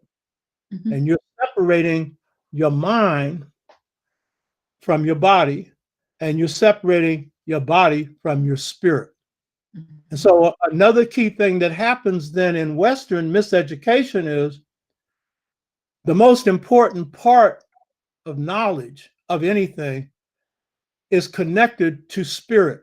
Every part of anything has got spirit in it. In medicine, only Western medicine will deal with healing without dealing with the spirit. Or psychology, they'll deal with the pathology of people, which is important to understand because the West has created pathological everything, sick. And so it's important to understand that. But if you're not able to get into both the spirit component as well as the mind and body component, you won't be able to heal a person. So Western psychiatry is very good at diagnosing pathologies, schizophrenia, paranoia. Yeah, these things exist, but not good at curing them. because that's a whole experience. It is not just a mind, it's a mind, spirit, body experience. So one of the things that happens in Western miseducation is despiritualization. Spirit is taken out of everything. Everything is materialized. Everything is reduced to a material equation. And so when we were fighting to change the discipline of Africana studies at San Francisco State, and we had a strong team. Dr. Wade Nobles, one of the leaders in the Black psychology movement, Dr. Theophil Abing, a host of others. What we said was the key to shifting the discipline and making it relevant for our people is that it's got to be about understanding that the community is the classroom. What we learn in the classroom has got to be relevant in the community, but the community has got to teach us what we teach in the classroom. But also, spirit has got to be connected to what we teach. And so we began to offer courses in physics, chemistry, biology, and Africana studies. And then we were challenged because we don't offer a degree in science. But I'm a strategist. So I told the guy from the chemistry department how I was going to beat him. Strategists never tells an opponent their strategy, never. You whip them. You might not ever tell them how you whipped them. But the key thing is here, I was so sure we were going to tap dance on his head, mean beat him. I told him how. I said, listen, you see me? I'm challenging you on your science courses, not because I'm saying you shouldn't teach them, but we're saying we should as well. And you're saying we're not a science department and we shouldn't teach it. And I said, normally that would make sense. I said, see this guy I have next to me, a guy named Grant Venerable, PhD in chemistry from the University of Chicago. That's one of the best universities in the United States. So I'm telling him, I've got someone in here better educated according to you than you are, but that isn't how I'm going to beat you, because you're going to beat me because you're saying I'm teaching what you're teaching. Then I said, here's why I'm in here. Because when we teach physics, we're going to teach it as a spirit science. Because waves and particles are spirits, they're energies. And I said, I bet you aren't teaching that. And that's the whole way you beat him. And then he walked out of the room. And before he walked out, he said, all breakthroughs in chemistry have been made through intuition or through the spirit realm. And then when he left, I told my chemist, I said, and I bet you he hasn't made one. You know what I mean? So the key point is this: spirit is key to every discipline you teach. And I didn't say spirit. There's no word in an African language for spiritual. That's intellectualizing it. Spirit is the entity. You hear me? And spirit, when you take spirit out of whatever you're teaching, if you're teaching governance, the truth and justice is a spirit. And let me tell you something, greed is a spirit. When you get possessed by greed, you get possessed by a demon that's worse than almost anything. Because everything else will fall based on that. You will kill. In fact, I'm going to say this, and I don't want to put, in fact, I won't say what people, because I don't want to put the people down. But it was an African, and I was closing a deal, a business deal. And so he was talking about how good it is to see that someone my age is prospering and all this stuff. And then we got into a discussion, and he made this comment. And he's referring to his ethnic group. I'm not going to refer to the ethnic group because it will look like I'm putting down an ethnic group, because this is a disease many of our people have. He said, he's referring to his ethnic group, we love money more than we love our own mothers. Can you imagine? Wow. Can you imagine? But that's the extent to which, when you despiritualize something and you're living in a material world where only the goodies of life matter, meaning money, meaning the size of your house, how big your car is, when that is your primary measure, you have been dehumanized. You hear me? And so spirit, it may sound spooky, but it's not. The white the Greeks materialized everything, meaning they only saw the outside of something. So you see a tree, and so it's just a physical object. But as quantum physics shows you, everything in this cosmos is energy, and we're just a miniature expression of all of it.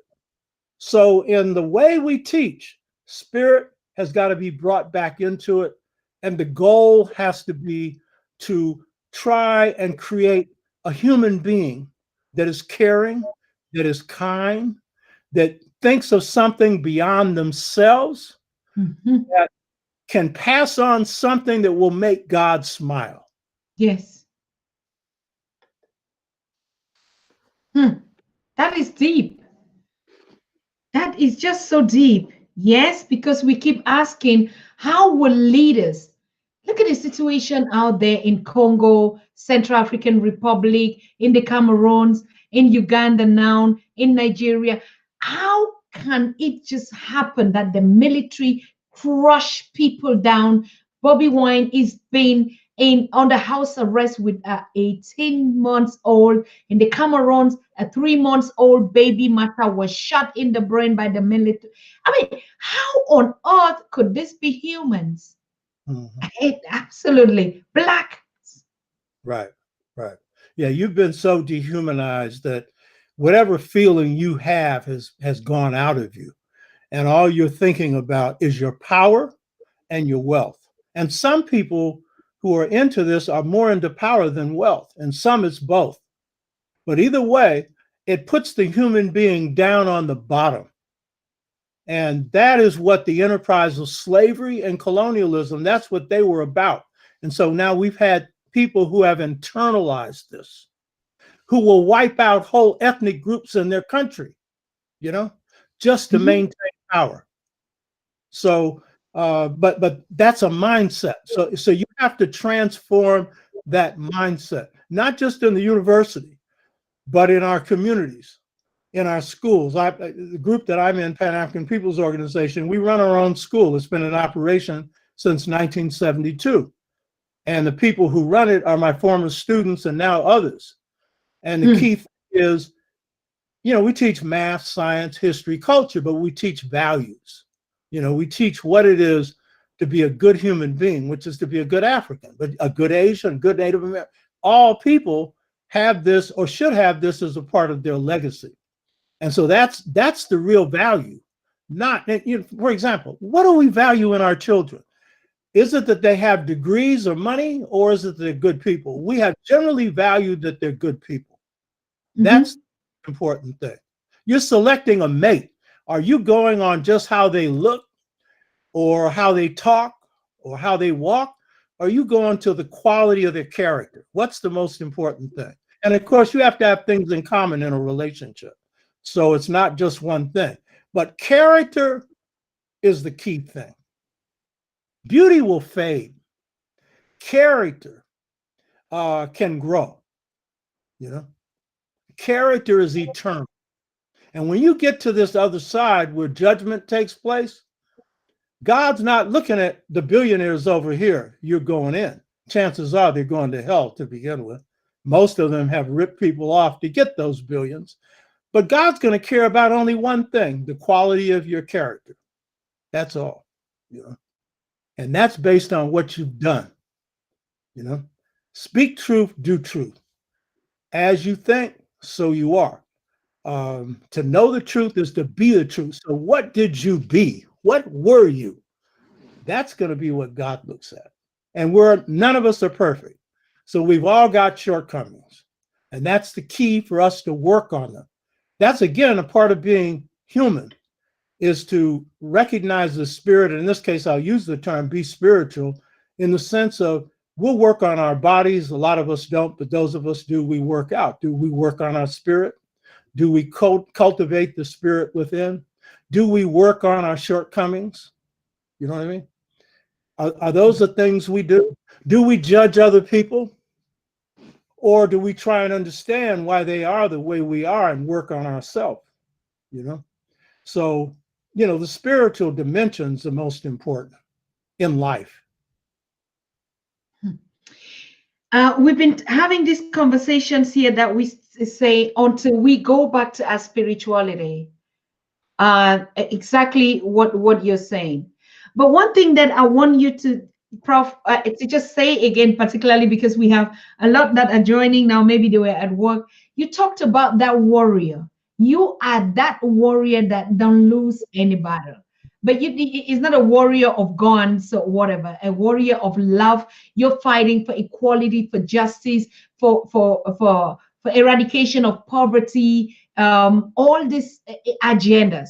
But when we look at the African agendas, where the African leaders are always presenting, except they want to get elected, then they talk about infrastructure of hunger and poverty and job creation and that.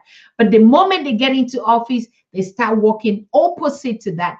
What is this warrior, and how did you get this this warriorship? I win always. I want to stress something on this leadership, and I'll go to the warrior thing in a minute. We need to recognize that the real leaders of our people are everyday people. In Africa, the real leaders, many of them are in villages. Some of them are cramped up in cities on top of it, poor. But those are the leaders. And in the end, that's where the change is going to come from. And we need to get out of this idea of singular leadership. This idea of singular leadership, for us in the States, we realized they got us some results in the 60s. We had Malcolm, we had King. But even those movements, they were bigger than them. It was everyday people, because until the people decide to rise up and fight, leaders can't do anything. And leaders, under my definition, our best leaders are mouthpieces of the people. But the people are the real leaders. And so what we need to understand is if Africa is going to change, and it will, and it is, it's going to come from the people. And so, I mean, that's key. Now, in terms of warriorhood, I'm a warrior by nature. So it's part of my calling. I'm a warrior and a scholar, and one is connected to the other. So I'm like a cat. My first wife, she liked cats. I didn't, but then I came to like them. I was more into dogs. My wife now is not into dogs, so I'm not able to have a dog. Doesn't bother me too much. She rules me out on that, so I go along with it. You know what I mean? But what I observed about kittens is a kitten observing their mother will do everything around one thing, and that is the hunt. And so when you see a little baby kitten, they're being socialized by the mother, observing the mother.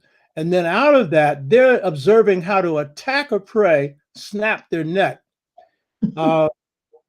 As long as they have the mother teaching them, then they're good at it. If they're socialized away from the mother, then they will do things like get used to eating cat food and then come in and bring a dead rat to show the master. They don't know they're supposed to eat it. But the key point is the nature of the cat is the hunt. Everybody has their own nature. I'm a warrior scholar. As a child, when I was on a bicycle, I asked my grandmother, I remember a lot about my childhood. I remember key things. And I say, grandmother, what was I like? And she said, you'd be on a bicycle, you have a book in your hand, always reading. Okay, that's part of me. But the other thing is, I don't look for a fight, a battle. I don't look for it. And I prefer not to be in one. But when I'm in one, I'm alive. And I'm not talking about physical fights. I've never had a problem with that. People don't bother me. I'm talking about political fights. So part of being a warrior is you are what you are. Some people are artists, musicians, scientists, whatever they are.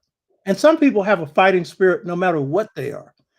But for me, that's just a part of my nature. And the other thing I would say is this. African codes of warriorhood are the highest codes on the planet. There's a kingdom called Segu. It's in West Africa. It no longer exists. It was a Bambara kingdom, warrior kingdom. And these were made up of fighters. Malcolm X's great great grandfather was probably Bombar, 6'4", built like he had been in a gym all his life, and was a builder. He was a warrior builder, master builder. And so that spirit was passed on to Malcolm's family. So in the Segu kingdom, they had this.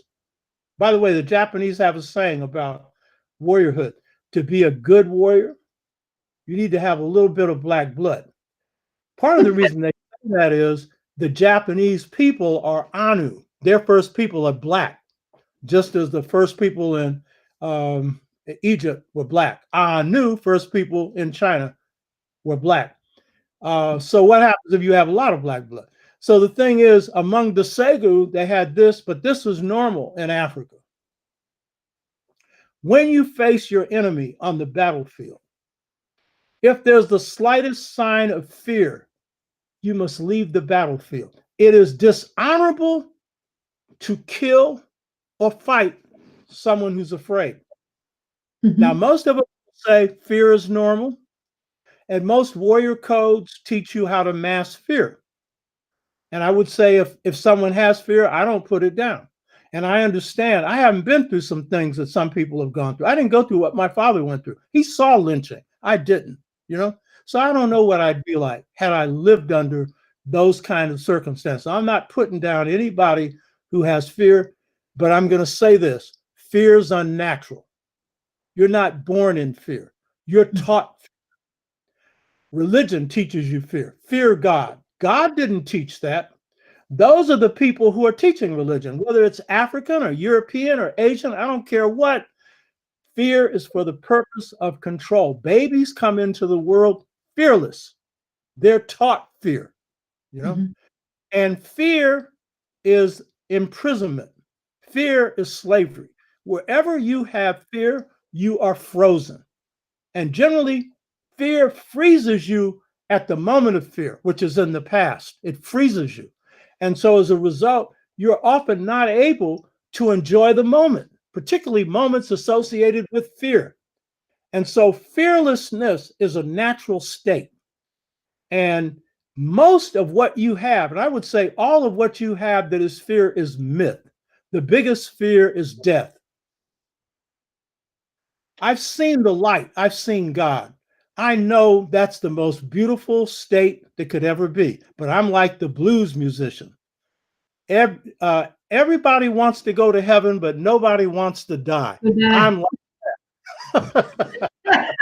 You know, I'm not going to endanger my soul, but I don't know if you noticed, I'm in good shape. I'm 81 years old. I lift 200 pounds. I'm never tired. I can fight somebody 20. I'm not looking for it, but I'm saying because I've taken care of my health. So I'm doing that because I want to live past 100. Healthy. You hear what I'm saying? Key point I would say is this. I have no fear. This has been the real key thing. I had one fear before. It was the consequences of my own wrongdoing. And that is the idea of paying for a crime, meaning spiritually paying. And so Christianity, Islam, Judaism tells you if you murder somebody, you're going to hell, blah, blah. That comes from the Kemetic mystery system, you know, the 42 confessions of innocence, one of which is you shouldn't steal, you shouldn't lie, you shouldn't kill, and all these things. Certain ones could put you in that fiery furnace. But I reached a point where I said, this is silly. Number one, I ain't killed nobody. I haven't raped anybody. But if I ever do, I'm going to have to pay for it. What's the point of being afraid of it? You know what I mean? So that was the one, but it wasn't a big fear. It didn't hold me back. But when you're fearless, then every situation you make the right move. Strategies about moves, baby. It's like a dance. And you always try and make the right move. And you instill fear in your enemies. I don't intend to, but I do. I don't intend to. The president of San Francisco State, where I taught, tried to wipe my department out. I beat him after 2 years. We did, but I let it. He was afraid of me. The dean at San Francisco State, who was my friend, Dr. Penny Saffold, dean of students and vice president of student affairs. I love that sister. Beautiful sister. And I would back her. She would back me. And anytime she wanted to scare white faculty, she'd say, Shaka's coming. I didn't intend to do that. I didn't have no army. But I do know why you feel that way, because if you cross me, you're going to be in trouble. You hear me? So the thing is, fearlessness is freedom, and it's a natural state. And fearlessness also takes you out of having to please people. I try and do what's right by people, but I'm not doing something to just curry favor. And if you're a revolutionary, you just don't usually curry favor. Your own people put you down. Later on, they say, oh, he's great. He did this and that. But while you were doing it, they're saying he's crazy. Why is he doing this? You know what I mean? I don't care. As long as what I'm doing is right. But if I'm wrong, pull my coat. So warriorhood, and warriorhood is not just men and women. Nzinga, great warrior. Yao Santiwa, great warrior. Harriet Tubman, great warrior. Understand? It's the spirit. It's that fighting spirit that you will not take someone messing with you. You will not take a system messing with you. That's freedom. And fearlessness is freedom. It's the ultimate freedom, you know. And a good fight, key thing about a good fight is the cause should be just. Make sure you can win. Don't fight a losing battle. Don't do that. That's not smart. If you know opponent's too strong, leave them alone. Come at them another way. You know what I mean? But don't get into a fight that is a losing fight to begin with. And martyrdom. I respect the martyrs, King, Malcolm, Lumumba, and others. And some martyrs, we lost them through no fault of their own. They were murdered by systems, and I respect them. But the key thing is, you don't want to be a martyr. You want to live as long as possible and make as great a contribution as you can to your people as possible. And do not assume that because you take a strong stand, you have to die. No, you don't. Correct. No, you don't. Be smart. Always make the smart move. And don't compromise. That's the other thing. Don't compromise on your principles. Wow. How much more can we take? How much more do we need? We all have it here. We want to thank you so very much. Fearlessness is freedom. That is what we heard. No compromise. Stand for your values, Africans, and for your people. I have my three principles, the powers that be, my ancestors, and my race.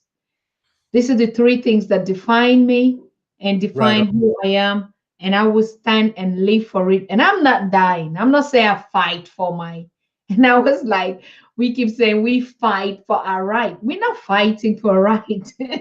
we have our right, and we're going to keep them. So, yes, I want to thank you, Dr. OBA T'Shaka. And one more thing that we missed. How can we keep in touch with you? I know that probably you're running also seminars and YouTube. Yes, YouTube talks and conversations and education. How can we get in contact or stay in touch with you? I know you'll be coming. You're one of our professors on the Pan-African Daily TV, and we're going to work in contact with you to hear more about this Pan-African university that you're talking about, so we can multiply that in all the villages, starting from the villages, from our mothers to everyone, as a matter of fact. Yes, that this generation must do it to liberate Africa. So, but how can we keep in touch with you? Like, if you're not here today, where do I see you tomorrow? Yeah, I have a YouTube show that will pretty soon, like you, be on Facebook and other forums. And it's called Dr. OBA T'Shaka Show. And we're on once a week on Saturdays, but the show is up. You can access it anytime on YouTube. And the address, and Sister Tata is going to put it up later so you can see it. It's H, all lowercase, HTTP. H, T is in Tom, T is in Tom, P is in Paul, colon, 2 dots, one on top of the other, slash, slash, 2 slashes, BIT dot LY. Again, H, T is in Tom, T is in Tom, P is in Paul, colon, 2 dots, one on top of the other, slash, slash, BIT dot That's L.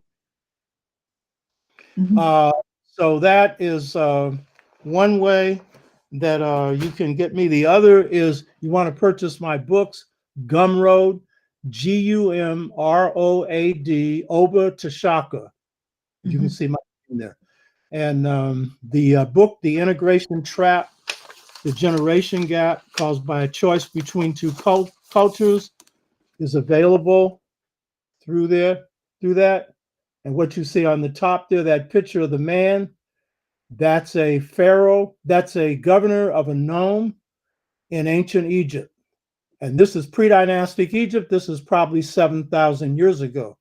And he has come to worship the pharaoh. You see 3 registers on the top, and that means great one. That was the name of the Anu. Anu meant great one.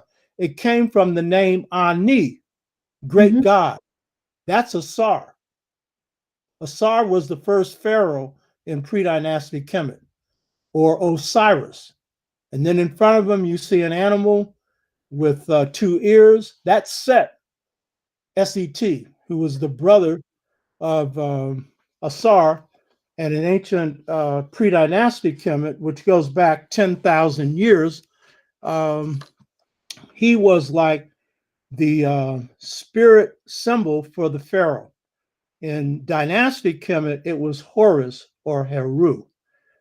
So this book is dealing with what's hit the African world since 1968, and Africans in the United States and around the world, and how we can overcome some of the forces that have really messed us up.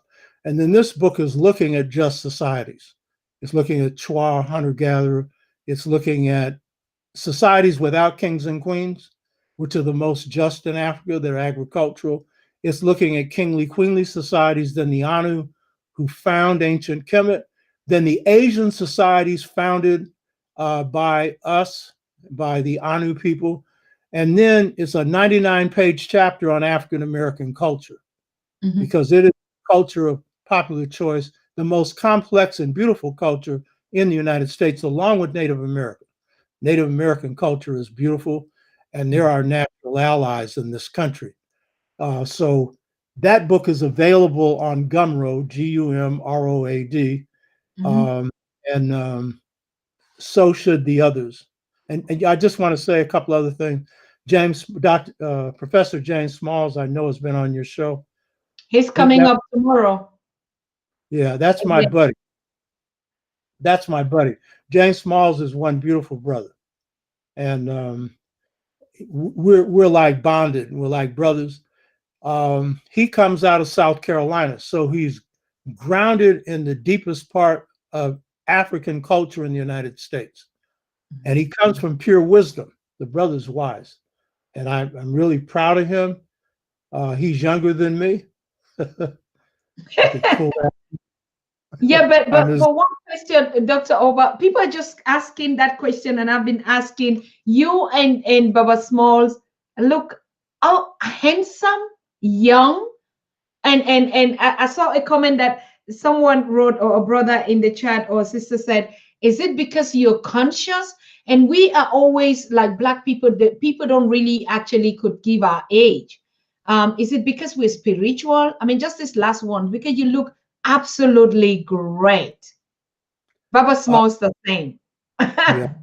The reason is I'm a strategist, so I use strategy for everything. I was telling my wife, who I met in London. She was born in Britain. She's from Barbados. I said, after I met her, then I had to figure out, well, I'd been divorced from my first wife, who was a good wife, but the marriage was over. And I had to decide, well, now, am I really interested? And then I decided, yes. And then I told her, yeah, I said, it worked. I called my Babalao, I'm into E5. And he said, it's fine. I'm an astrologer. I did her chart. Astrology is the best system of understanding the human character. And those of you who are spiritual, you'll put this one off because they brainwash you against what really works. And that is the best system of character analysis going. And so in the end, I said it was a good strategy. My wife said, you can't strategize on me. I strategize on everything. I'm a strategist first, before anything. That's why I've never lost a battle. So in terms of health, this is called concentric logic, by the way, what I'm doing here. Black people don't think linear. We think in a zigzag. And so what you're getting from me, you're thinking, well, what has that got to do with her question? Just this. For at least 50 years, I've been practicing a strategy of good health. And I've been practicing a strategy to live past 100 healthy. And right now, I'm in great shape, 81 years old. And so I'll give you this as a little tip. There's a major study done on longevity. That is, people that live past 100. People who live past 100 are usually not people whose parents or relatives live past 100. Very few of them have longevity genes. It's their practice of good health. And it's a lot of things. But here's the key thing. It's a major study done in the United States on rhesus monkeys. It was a 20-year study. Rhesus monkeys are genetically not that different from human beings. And it showed what does it take to live past 100 and healthy. And what they found was this: a calorie diet of 1,400 calories a day. Now, most people would say that's a starvation diet. And maybe if someone is a professional football player, they can't use this. But then professional football playing is not healthy. Be better if you didn't play professional football, because almost everybody's going to come out with a brain injury. But the key point is 1,400 calories a day with green and yellow vegetables, and meat no more than this, a small amount of meat. Because here's the other thing. Nobody in the United States that's over 100 is a vegetarian. There's not a single vegetarian over 100. I'm not knocking vegetarianism. I was one for 7 years. I knew it probably wouldn't work, but I was one for 7 years. Probably, even though you think you can get the protein you need without meat, that may well be the reason, but I don't know. I'm just guessing. But the key point is, what happens with that low-calorie diet with the right food and also fruit is you reduce free radicals. And free radicals are the cause of disease. And so you should live to 90, 91, 92, 93 without anything wrong with you. And if anything hits you at that age, you're going to hit past 100 and you're in good. And chances are you could go for 100 and die just, you're tired, whatever. But that's true. Now here's the proof of the pie in the pudding. They have a test called the antioxidant test, and you should check it. I'm sure the Germans have it. It's a little machine. If I'd known I was going to do this, I'd have brought my wallet down because I have a picture of the machine. It's a little machine that you put your thumb on, and it measures the amount of vegetables and fruit in your system. It measures the presence or absence of free radicals. It measures the ability of your cells, because it's a cell test, to resist illness. There's a scale of scoring from 10,000 to 50,000. 10,000's an F, 50,000's an A. What do you think my score is? I'm asking you, Sister Tata, what do you think my score is? Oh, 50,000. What do you think? 50,000? 90, 93,000. What? Wait, what? 50,000. Can I hear the name of 50,000. the machine? What was the name of the machine again? You said we can look it up in German. What's the name? I want the audience to get it. I don't have the name of the machine. Look for antioxidant test. And it's a very small machine. It's like an oval, but just look for antioxidant test and then check around. Some hospitals here use it, you know. So I'm 7,000 points less of double A.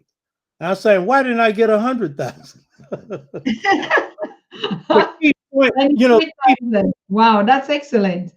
yeah, but you know, the key point is practice good health.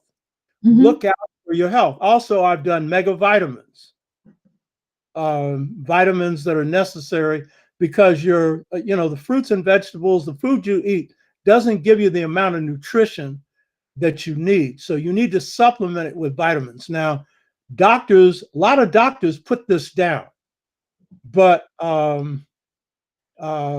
it works because I know for a fact when I first started on mega vitamins, I had a tired head. I had a runny nose and I felt weak.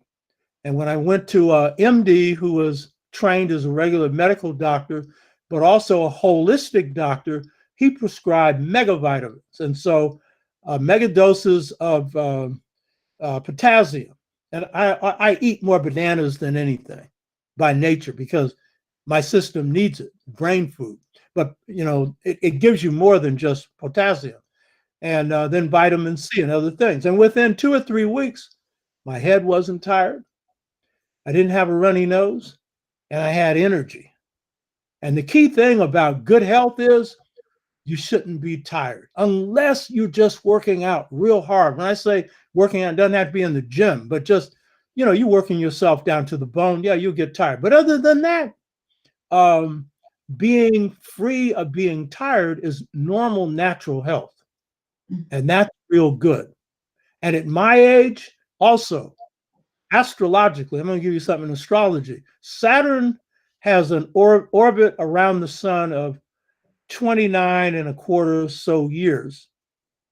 And when you have a second return of Saturn, you're going on 59 years of age. And as an astrologer, I've been an astrologer since 1969.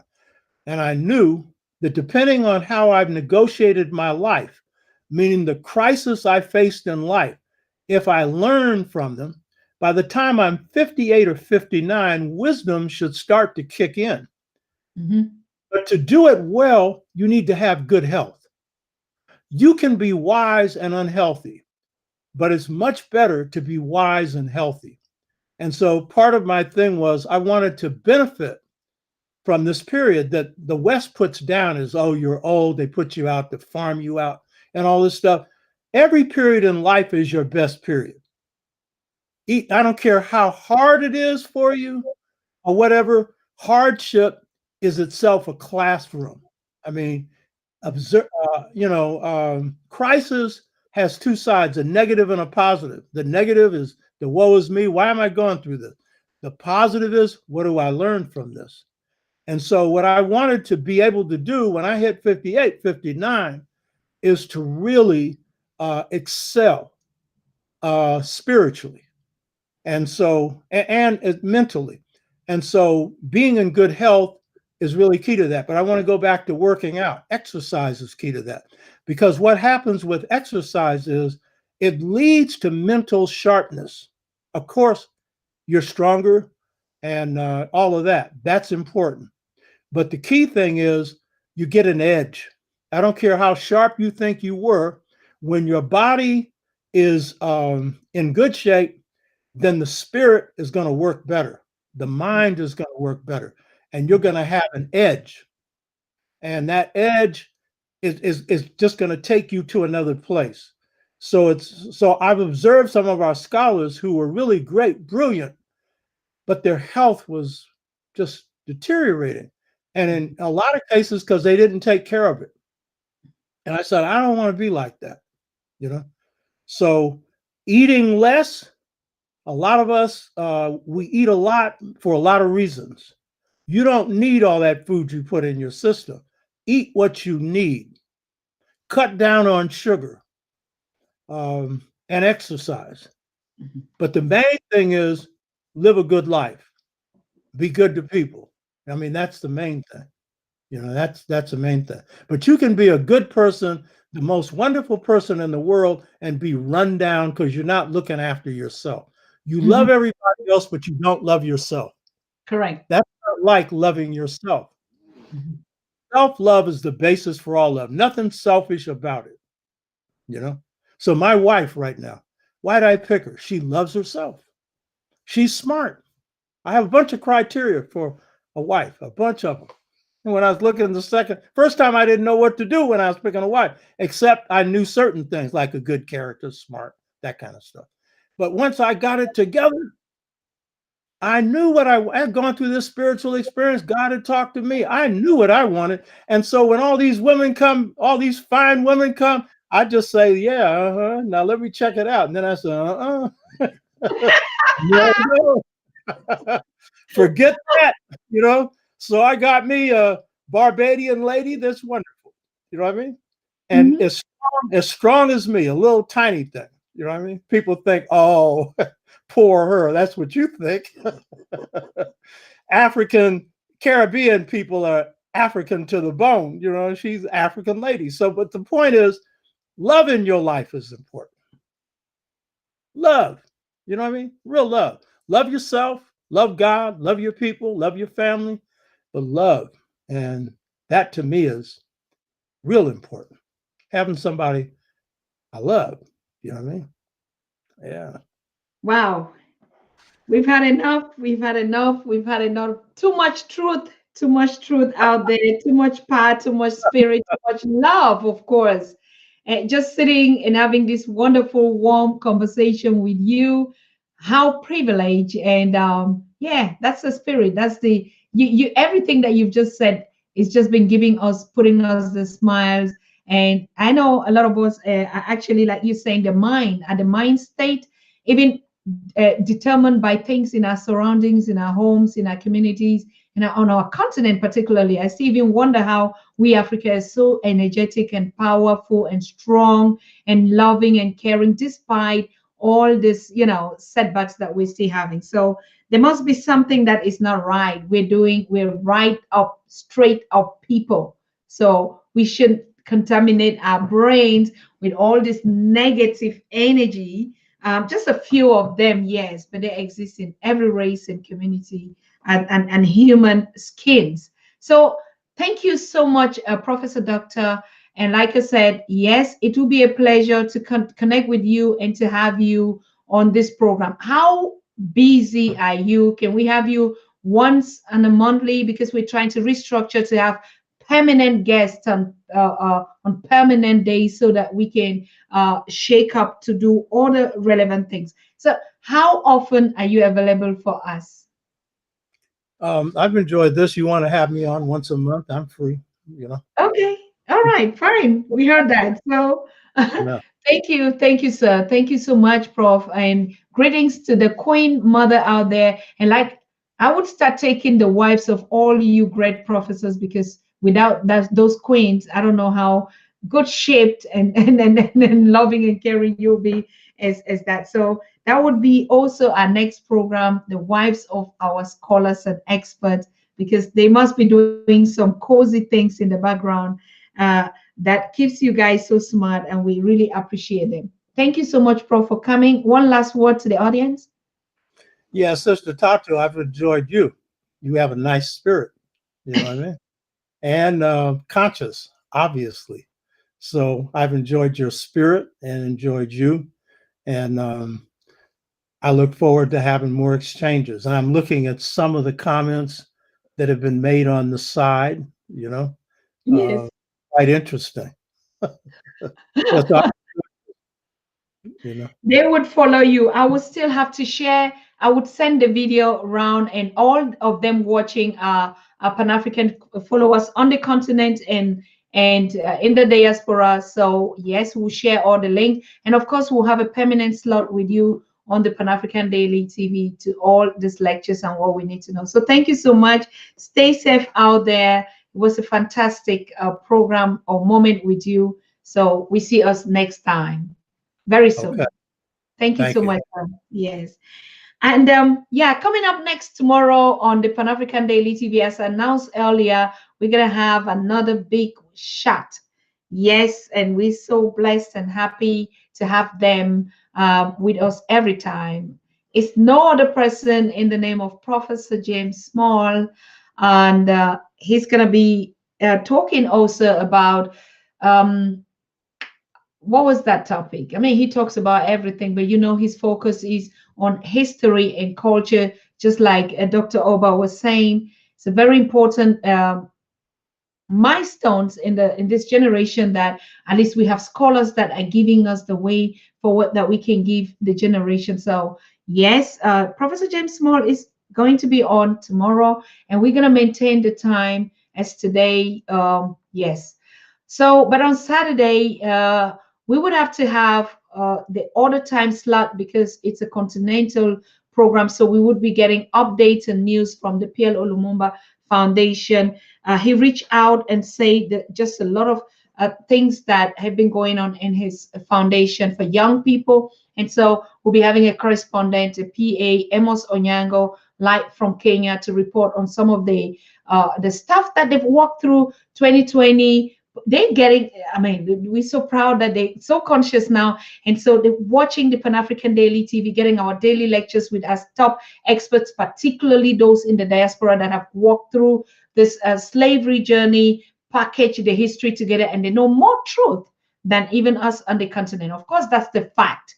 The history of Africa, it's our brothers and sisters and our experts in the diaspora that could tell us more. Of course, we also have professors in on the continent, and we'll be having one very prominent professor in Ghana. It's a Ghanaian also, Nana Nkesia, one of the biggest shot out there, and he's also reading a book with more than 900 pages. Yes, we are so gifted that all of them are coming to the Pan-African Daily. So we see us tomorrow, same time with Professor James Small. Please tune in, click the notification bell, subscribe, and so each time we're live, you get the message. So thank you. We see us tomorrow. Bye-bye.